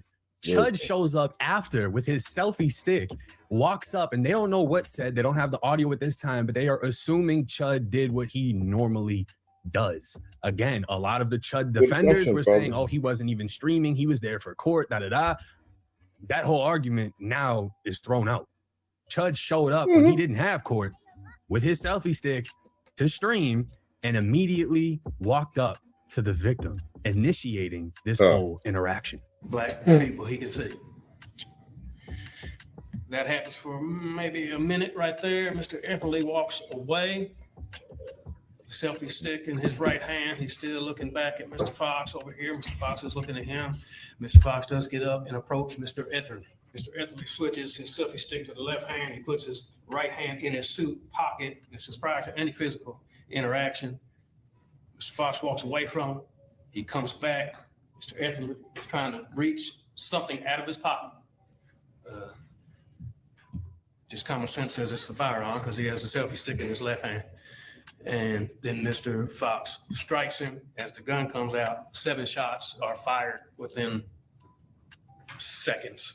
So Chud started the interaction with the victim, walking up to the first black person he saw at the courthouse, selfie stick in hand. About a minute goes by, he walks away. The victim walks up to him. Chud switches the selfie stick to his left hand, reaches down for his gun. This is before anything physical happened.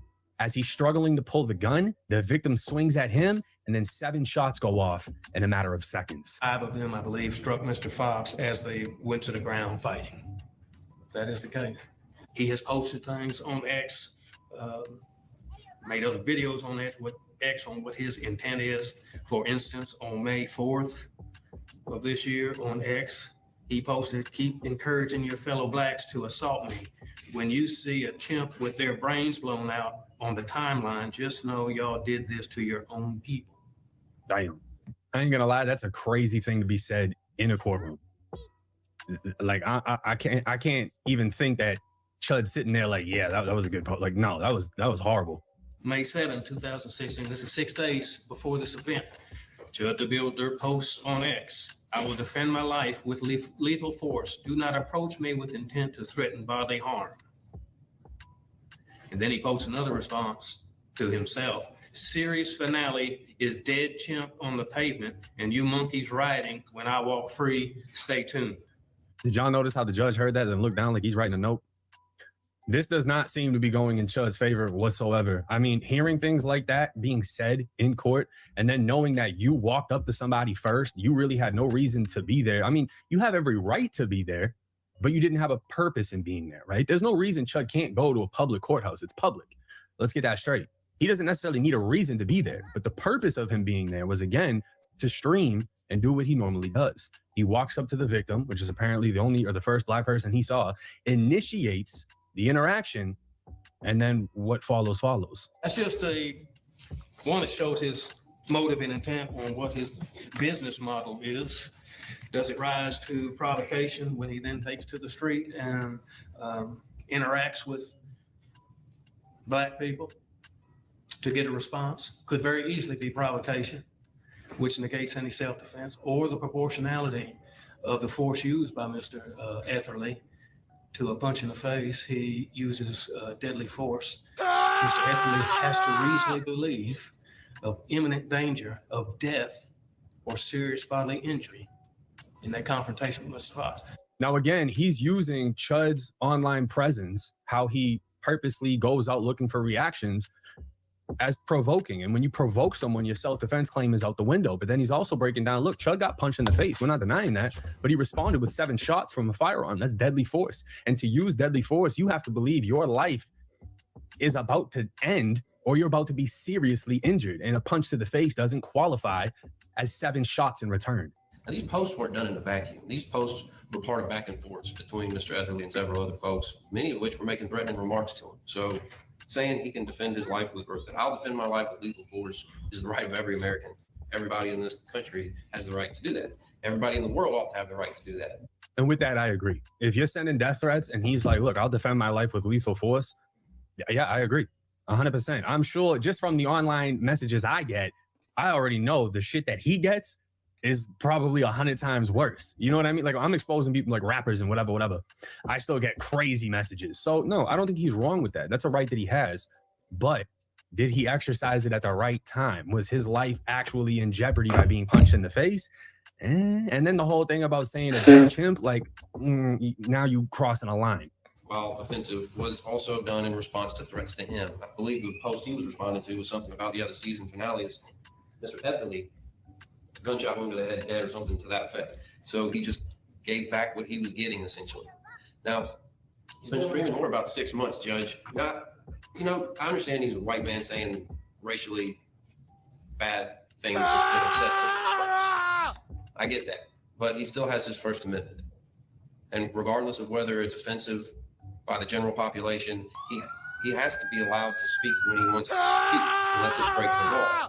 And it's not illegal yet to say those things. It might be illegal in Great Britain, but it's not illegal here. So the thing is, if you want the right to freedom of speech and you don't want to end up like the UK, where if you say something online, you literally go to jail, you have to accept everything that comes with free speech. Does that mean that I align or agree with what he's been saying? No, absolutely not. But the thing is, you can't pick and choose when it comes to free speech. It's either everything is accepted or we are completely censored. I don't care if he says offensive things. Mad at him if they want to, but we can't prosecute him for that. And we can't hold him to a different standard for that. He's still an American citizen. He has the right to say whatever he wants to say. Some certain exceptions, but he hasn't done anything like that. And whatever was said to Mr. Fox by Mr. Etherly doesn't warrant a physical attack.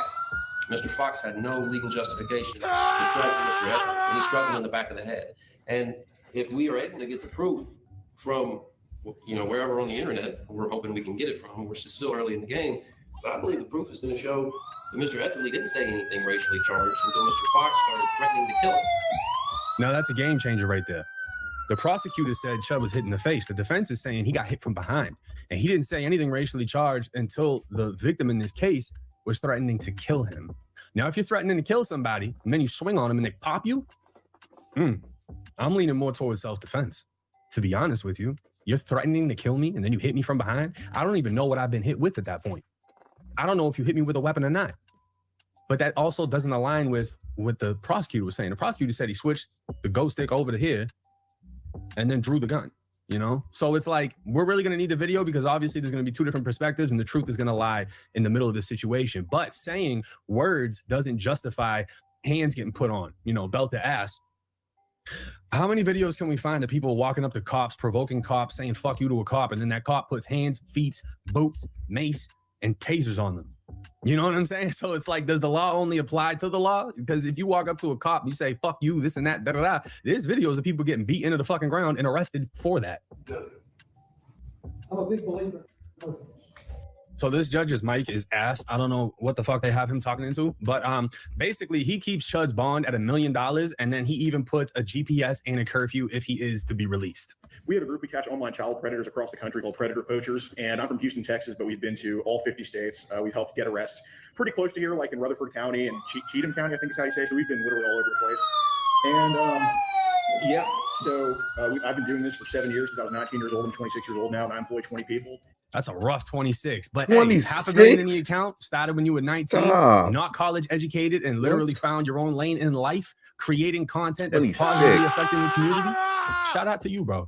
So I'm hoping to bond him out. You know, I myself am a free speech absolutist, and yeah, I just don't. The hell is that? Okay, let's you said race is strong, but I don't know. I'm going to pick one. Right. So he's saying he is here to support the First Amendment, freedom of speech, doesn't believe Chud should be in jail, and he is willing to pay up $100,000 of his own money, which essentially gets denied by the judge. And I mean, this has to be one of the worst feelings if you're Chud, because you're thinking that, damn, I've got people coming through for me. This guy's got 100,000. This guy's got this much. And the judge is like, nah, we're not doing none of that. You're staying in there. You got to get 10 different people. You might have 3, you might have 5. You need 10 different sources of income before we let you out, which in my opinion is crazy. Put any fears to rest from the court that if Mr. Etherly did show that there wouldn't be funds to come to the county. I mean, county I just want to know what this $1 million. A lot of gambling folks. A lot of folks like to gamble. It's actually illegal activity. But it's not in Armenia, which I think is where they. It's illegal. Using my computer, using the platform. Yes, sir. I hope Tennessee. Oh, so the judge clapped that real quick. Apparently, the online gambling site is in Armenia, and the judge is like, look, you can't even use that in Tennessee legally. We're not accepting any money from them. I don't care if it's $1 million or $2 million. And here we can just see Chud getting up in defeat, walking back to the tank before being transported back to the county jail.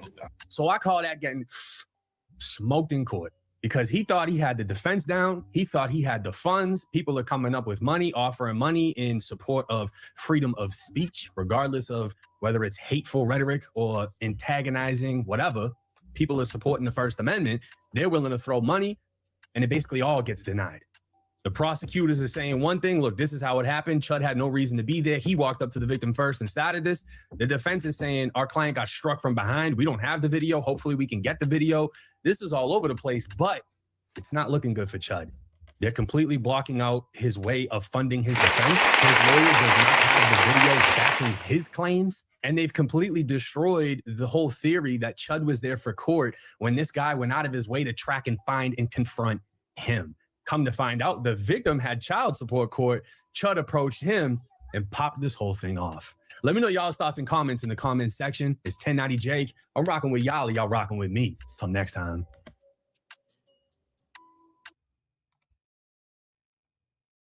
By 1993, the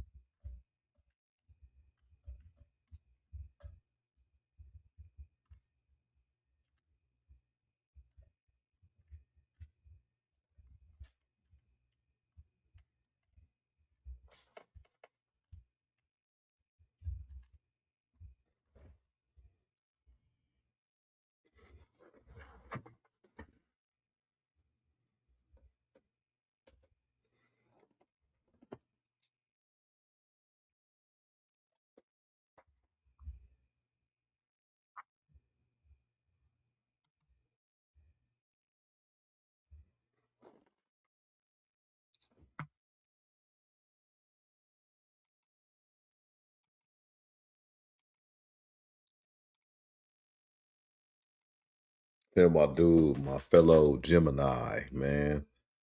T-Red. Selling out one moment, cracking you up the other moment, being real the other moment. Shout out back on Fig, though. Let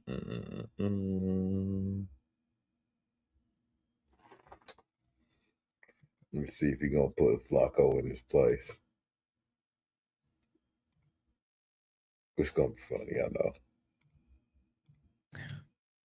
Flacco is in danger, man, and let me tell you why. This might be the last straw. His most recent videos are identifying and placing people at the scene of a crime with no facts. People in Los Angeles and gang members in Los Angeles are sick and tired of Flacco. They are sick and tired of him mocking gang culture. They're sick and tired of him mocking LA culture when he came out here and he got his start from Los Angeles and a Los Angeles platform. You would think he has a little bit more respect since he got his start from Los Angeles, but he doesn't. He despises all gang members. I mean, to a certain extent, hey, you feel me? He despises anybody that has and does criminal activity, but you can't place people at crime scenes without having facts. And people are upset about this.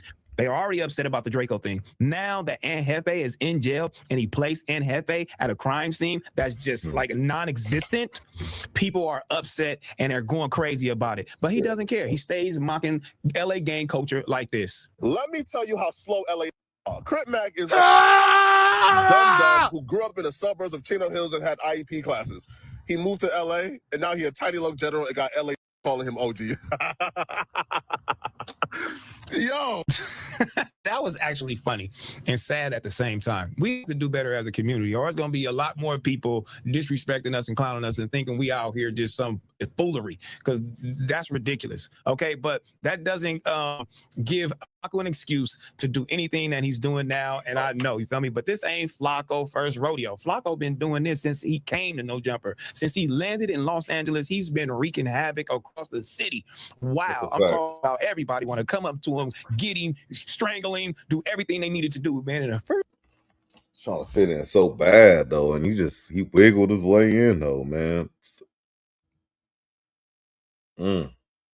His first people was, I'm talking about 100 Southsiders. They came up to No Jumper and said, we are looking for him. He is a must. We need him. He's a must, no-fly zone. He needs to go ASAP.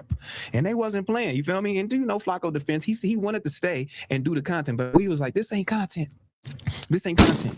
Everybody was like, we not stand up here. Duno had to stay. AD backed up Duno. Adam Scary, I said, no, I'm gone. I'm not doing this. But ultimately, that really led, if you want to know the truth, that really led to Duno really not messing with Adam, because Adam didn't want to delete that content off his page, because he said, look, this is going to be detrimental to what I got going on, because this is real street stuff. But Flacco been doing this, man. Look, watch this video, man. He got everybody going crazy all at the office. Okay. All right. Hold on, we out here much needed today. You know what I'm saying? Wait a minute. Yeah.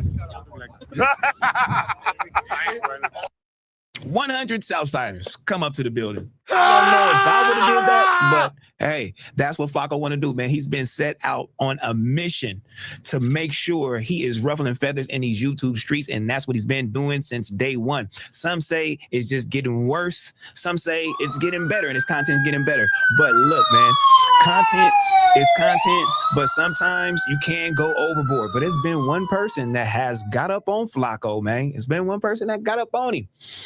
You feel me? And it's not just been LA streets. It's been everywhere, bro. They tried to touch every region, man, and ruffle every feather in every state, man. You feel me? Not LA gang culture specifically has been that right now. He's been focused on that. But one person got up on Flacco, man, because he's been doing his thing for a very long time. Bro, hey, stop playing before I say bro, do it. No. Watch out. We ain't doing anything. No, man. Put this on your own, boy. Stop playing with me, boy.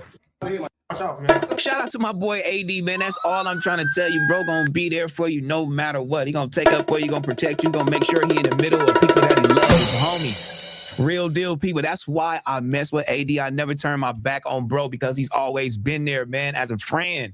You feel me? As a business partner, bro. But look, check this out. This is to all the game bangers. This is to all the LA podcasters. Flacco would never put himself in this position again.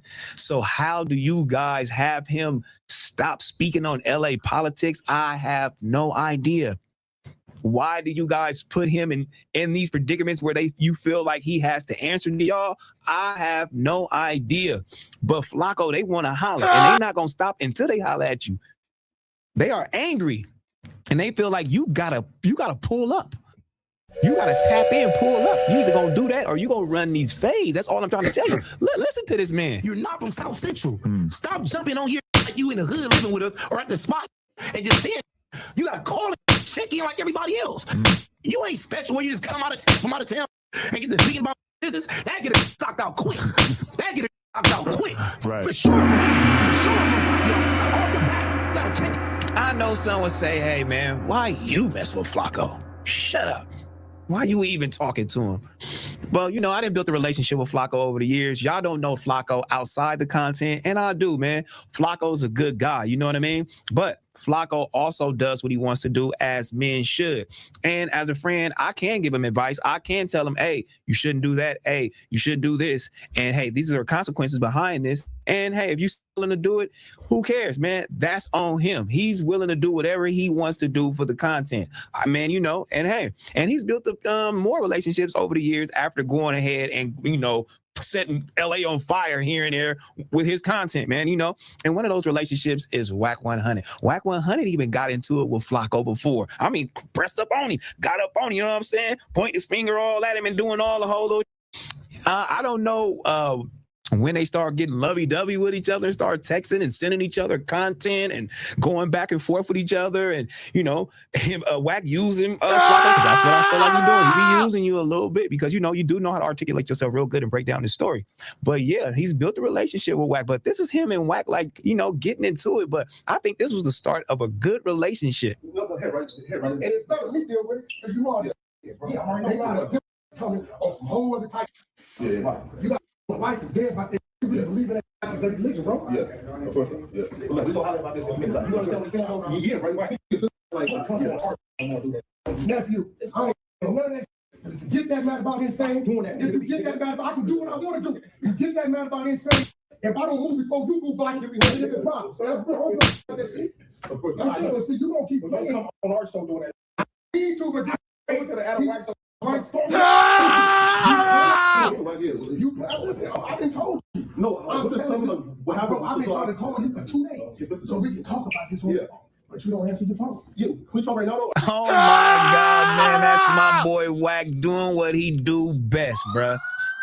Setting up the play years before y'all can even see the play, and he seen something in Flacco that nobody ever seen, man. He like, I'ma use Flacco, watch this. But he getting at Flacco because, you know, just like everybody else in Los Angeles, he getting into politics, he getting into things he shouldn't be getting into. And Whack like, you know what? Hey, come here. Come holla at me. And Whack using his tactics, you know, his little pit bull bully tactics. And there it goes. That was the start of a relationship. And that start of a relationship, that relationship right there, ultimately ended up with Flacco having some false information on Jefe. There we go, bro. So I'm like, golly, how much information was Whack giving Flacco all this time? He could have been giving him everything. He could have been giving him everything. But you got to watch yourself, though, man. You got to watch yourself, Flacco, because now Jefe is on you. And Jefe is on your head, and he on your head from prison. I mean, he telling everybody on the panel, hey, shame on you. Keep my word out your mouth. Do not bring X, Y, and Z up. And shame on Flacco and shame on Whack. Are you kidding me? Listen to this. With every day, I heard fat ass Jana talking about some the vehicle he's driving up there. No, these dudes is crazy. Like, motherfuckers say anything for these cameras, bro. Like, for real. Out there, it's just weird. Like I said, like, stick to the point, man. Like, you know what I'm saying? Like, it's just like try to make with these fake ass lures. Like, bro, come on with this weird, bro. Like, just stick to the regular, bro. Like, content that dead out there to where motherfuckers gotta just make up every day. Oh, yeah, do it at the taco truck. Oh, yeah. All the cases they ain't solved to that lady. Like all this weird. The Big U son thing too. Oh yeah, that was crazy. The first one, yeah. Yeah, that was the crisis actor put that out there. Wow. Oh, say this. Yeah, Fetty Nash. Oh wow. He said, he never knew. I've been hearing about him too. Like I don't even know how to. These dudes, like especially these dudes. This is what I don't understand. Like these dudes is like portraying to be solid and portraying to be street. Like bro, like where do you dudes get off? But like I'm not into the pushing the lies and fake ass narratives and all that. Like these dudes are just crazy with this shit. These dudes be talking about they from gangs and shit. Like you can expect that from the fake ass Flacco and even the Wax, because Wax ain't nobody gang member. You feel me? He only pyro when he get mad. That dude is like far removed from the street. He's a police for real. That because ain't no time to repeat what the police saying. On the internet, repeat the police line. I'm like, oh yeah, tell you and this and that. Like, bro, you can't be street, bro. Like, you know what I'm saying, or so whatever. Like, and hey, you know what I'm saying, I'm not tripping though, but every dog got their day. And a lot of motherfuckers that doing false and fake, they gonna fall on the sword. It's gonna be violent for them. That's my boy Anhefe calling in, calling Flacco fake, calling Wax fake for the information that they putting out there on the internet. And I love that he said, man, look, check this out. I do reactions too, though, man. You feel me? But it has to be some type of factual going on, or I ain't gonna put no case on you. I ain't gonna put no allegations on you. I ain't gonna put nothing on you that I didn't hear before I did this reaction. We not gonna do that. You feel me? That's the things that they are mad at Flacco for. I think it's just elaborating, you feel me, and alluding to things that aren't true. Like you can't do that out here, especially in Los Angeles. Just nowhere in the ghetto, just nowhere in the culture period where you can actually do that, man. Where they politicking, and I understand, man. I definitely understand. And Munchie B is one of the ones that despises Flacco. He hates Flacco guts, especially after he did this. This is crazy. We had a conversation about this, and I'm like, Flacco, bro, they not gonna let you pass with this one. I don't give a damn how many sorries you said, apologize, whatever the case may be. Hopefully you don't end up in nobody ghetto or county jail or jail where none of these guys are at, because they are on your head. And I told him, you know what I'm saying? But he doesn't care. But hopefully, man, he'll get it through his head, man, that this stuff is detrimental, man, to people's family. You feel me? To their life. People have lives out here, bro, that they have to protect. They have to get money for their family to feed their family. You got to know certain things ain't, and it's constant, but it ain't that deep to where we're trying to dig a hole to where their life is over, bro. So come on, man, get it together. Come on, Flacco. Why would you put that red rag on your head? Okay. All right, y'all. We back with another reaction right here on ABP Reactions right now.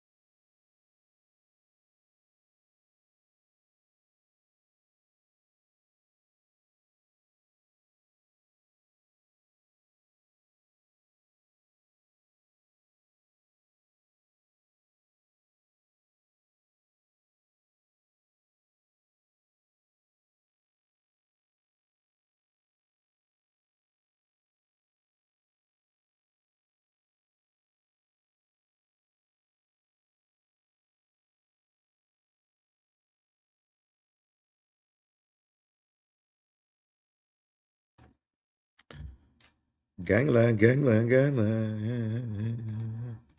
Oh man. Rack Run Hunter strikes again. I've never seen a man with so much other business be able to keep up so much shit on one platform, man. Just be honest.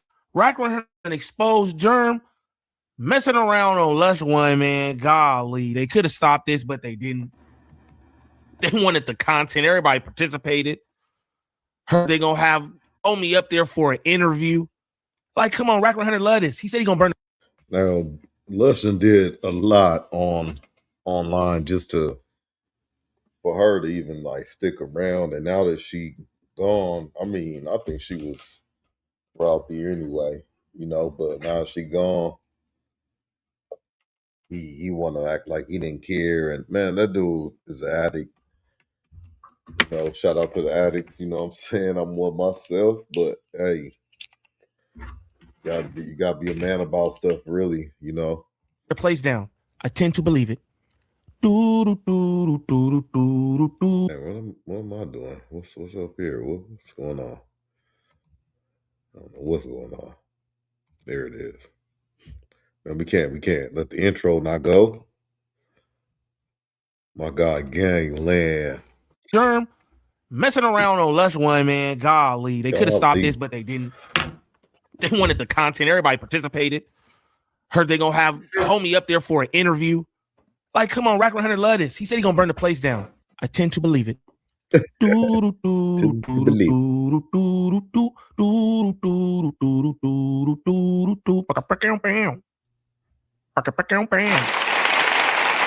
record for it? It's your boy Galen Neiman, aka Neiman, ID for the E. Man, golly, I don't know. Y'all remember that we back with another video. New video. Shout out to all my good subs. Greatly appreciate y'all. You know it. You know it, man. Shout out No Jumper for the clip. This is from the No Jumper News. And yeah, man, Rack Run Hunter busting here with some information. He's showing phones. He got text messages. Apparently, everybody else has seen these text messages and all that as well. You know what I mean? I'm gonna be honest. The story sound all crazy. You know? She supposed to be running the play with dude or whatever, but she running the play. Rack Run Hunter got the real deal. I mean, golly. Kiwi Head didn't get divorced. I had that feeling. I had that feeling too. Everybody was running crazy with that. Shout out to everybody who ran the numbers up on that too. But I just felt something was weird about that. But on to Rack Run Hunter. Right? Rack Run Hunter. He done did it again. Now, if this is your first time to the channel, like and subscribe off the back. Off the back, don't troll me. If this is your first time to the channel, shame on you. Like Rack Run Hunter, man, exposing Lush business. But this is what I'm gonna tell you, man. Lush cool with it, man. I seen Lush say some wild. She was like, my life, I'm open. Everything's open. I was like, damn, fool.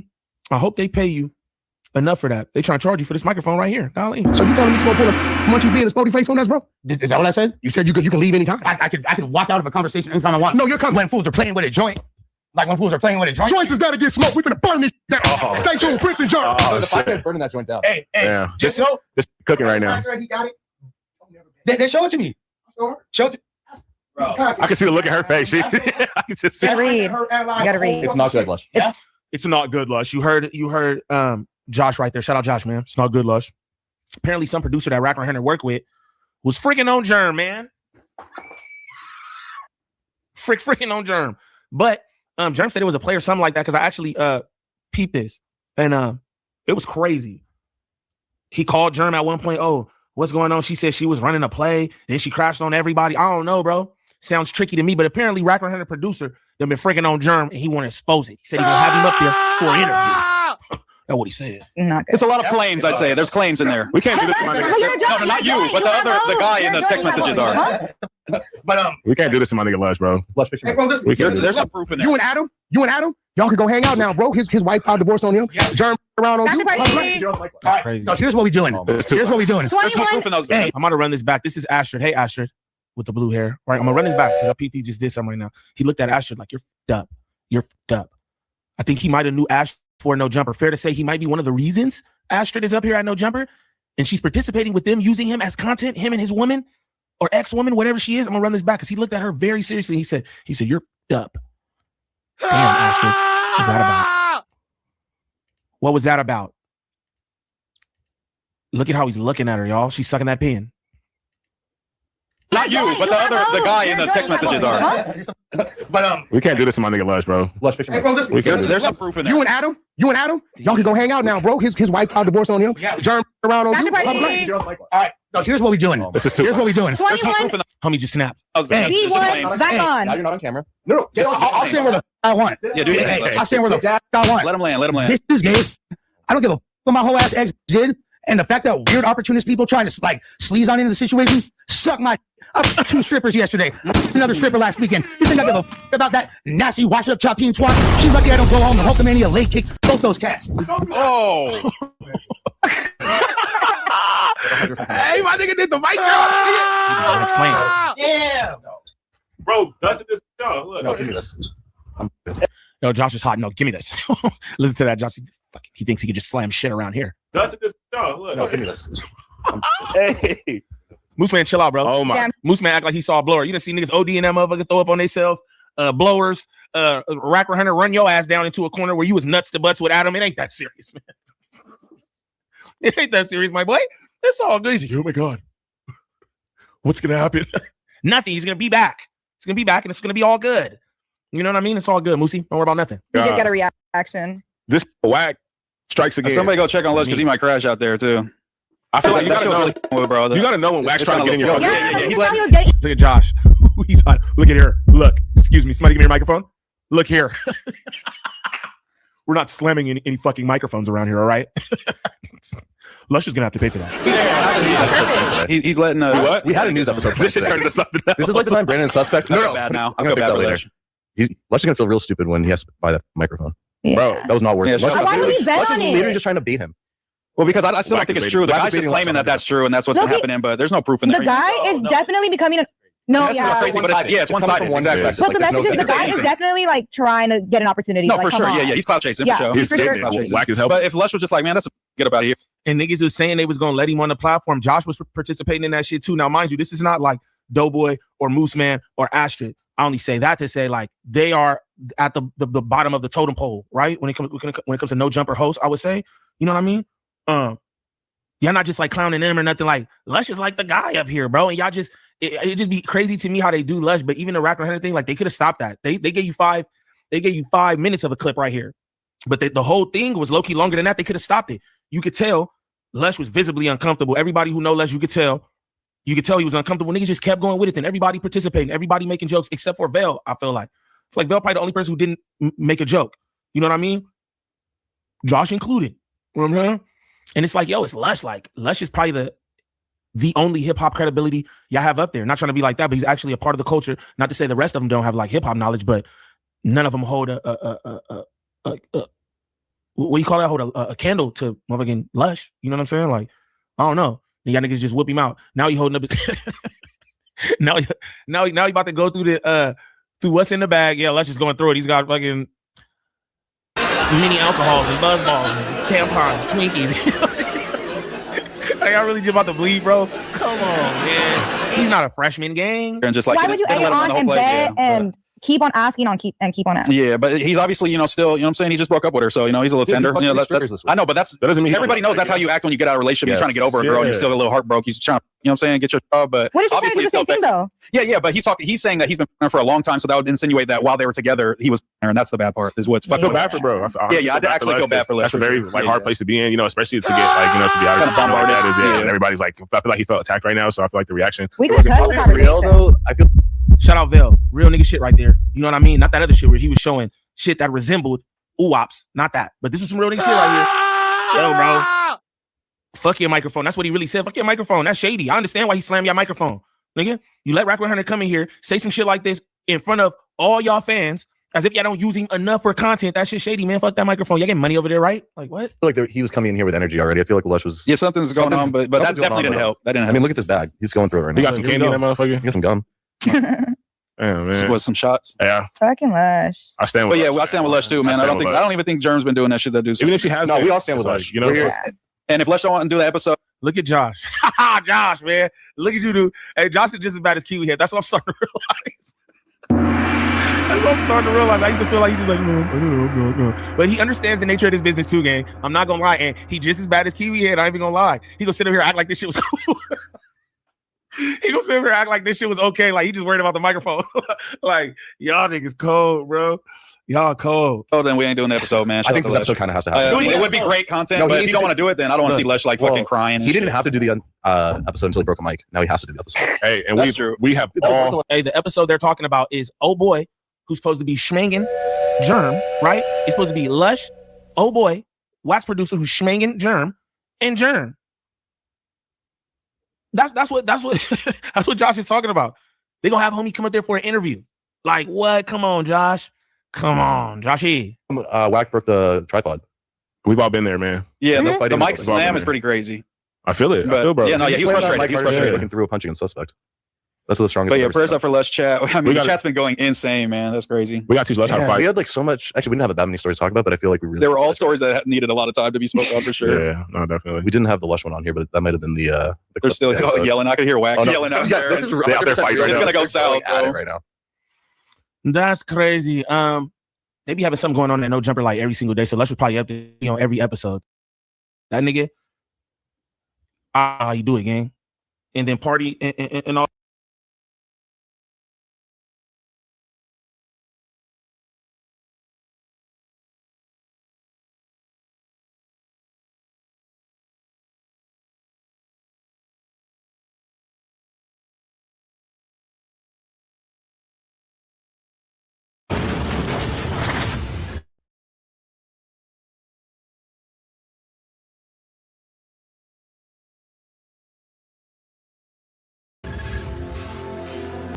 You had mentioned earlier about the ice cream man situation. Yeah. Well, what all happened with all that? Remember earlier in the interview, I said I kept that song a secret because I didn't want nobody to steal it, but I didn't know that somebody would eventually steal it. So let me give you the ice cream man story.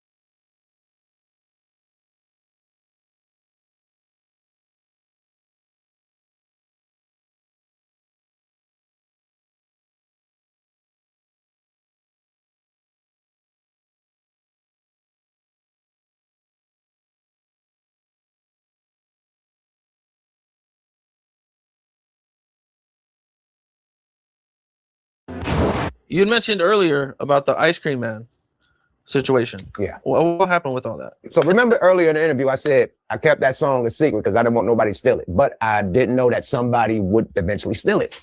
So let me give you the ice cream man story.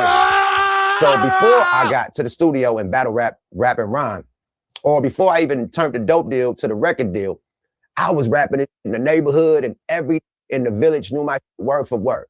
So Seagram, rest in peace. He was signed to Rap-A-Lot at the time. So this is when you had to have a beeper or you had to have a phone number, landline. You know what I mean? So this called my grandma's house, the landline, Seagram. I'm like, what up? He like, Seagram. I'm like, how the fuck you get my number? It's the OG. I'm like, hell yeah, what's up with you? He's like, yeah, man, you got a song called Ice Cream Man. I'm like, hell yeah. He's like, let me buy it. I'm thinking he calling like, okay, I'm signed to Rap-A-Lot, about to bring you over there to Rap-A-Lot with me, man. This nigga calling me to tell me he want to buy Ice Cream Man. Seagram. I'm like, so I got $1,000 for you. $1,000. Looking at $5,000 stacked on my table right now from just me hitting the block. And I'm like, $1,000? Man, no thanks. But good looking, my G. I appreciate you hollering. Bye. Click. Some told me to just hold on to that song. This before I even made the dope deal. I mean, the dope deal into a record deal with CNH. So boom. Some say hold on to that song. Some say don't sell it. Don't sell it to Seagram. The dope deal come through. Say that song. The song I said, don't sell to Seagram. I say that verse. Get the deal, right?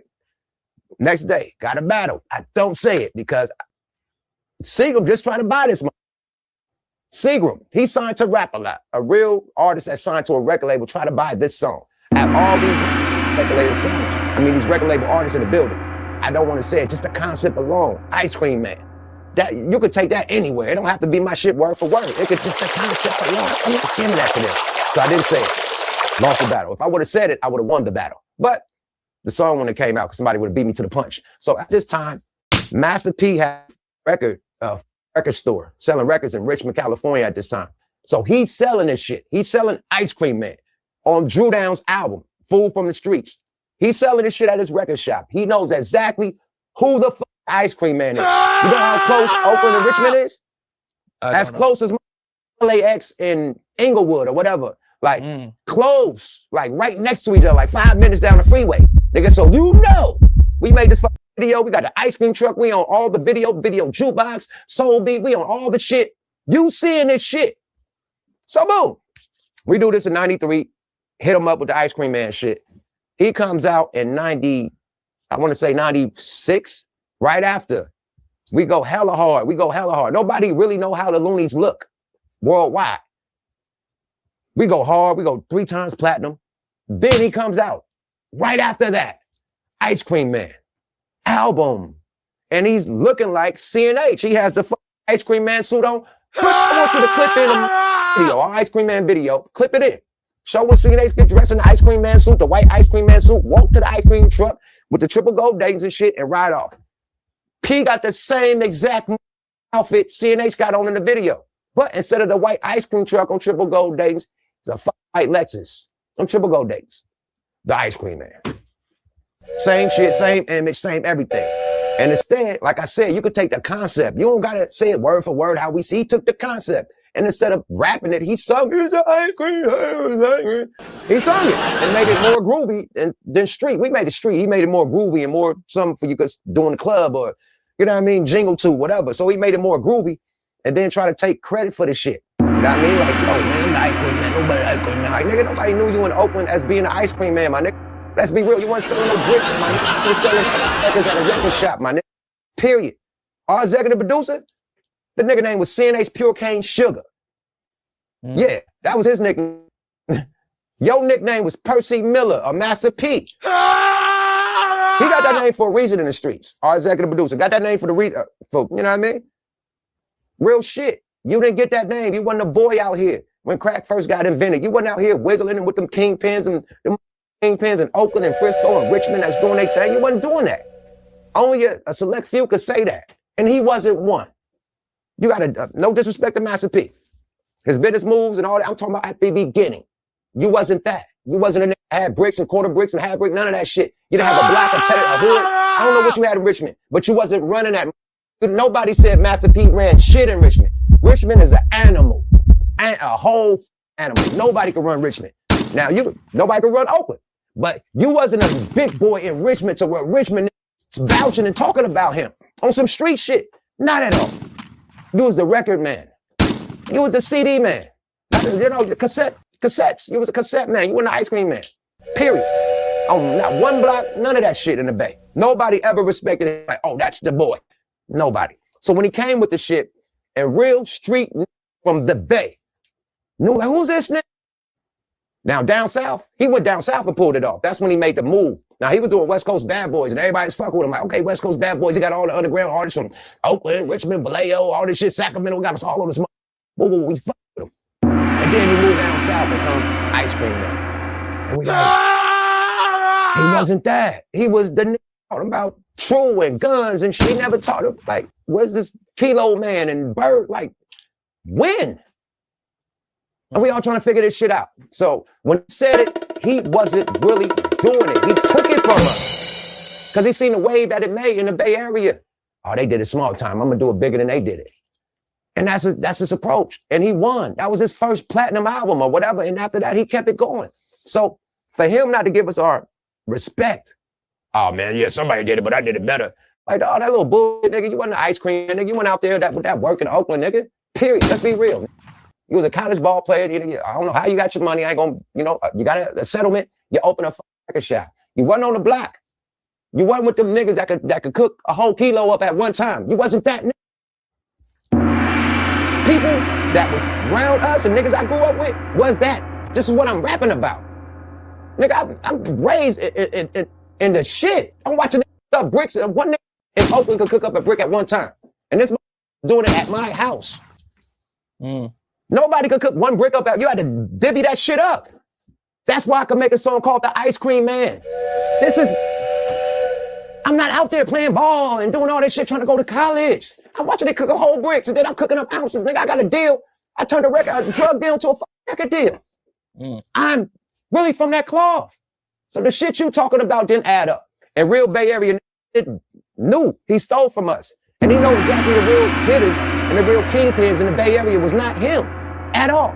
And the niggas that was the kingpins were behind the real us and Too Short and all that, the kingpins. The real that could say what he talking about. And he wasn't one of them. Never. So for him to be cocky like, I was like, you wasn't no nigga, Bay. And he got ran up out of Oakland. Got ran up out of there, bro. Pulling up the shows and shit, it's ugly. You gotta go. It's ugly, bro, period. It's ugly. What's up, this Cam Capone? If you want to hear these interviews with all the cuss words in it, all the stuff we had to take out because YouTube makes us cut a lot out, all you gotta do is become a member.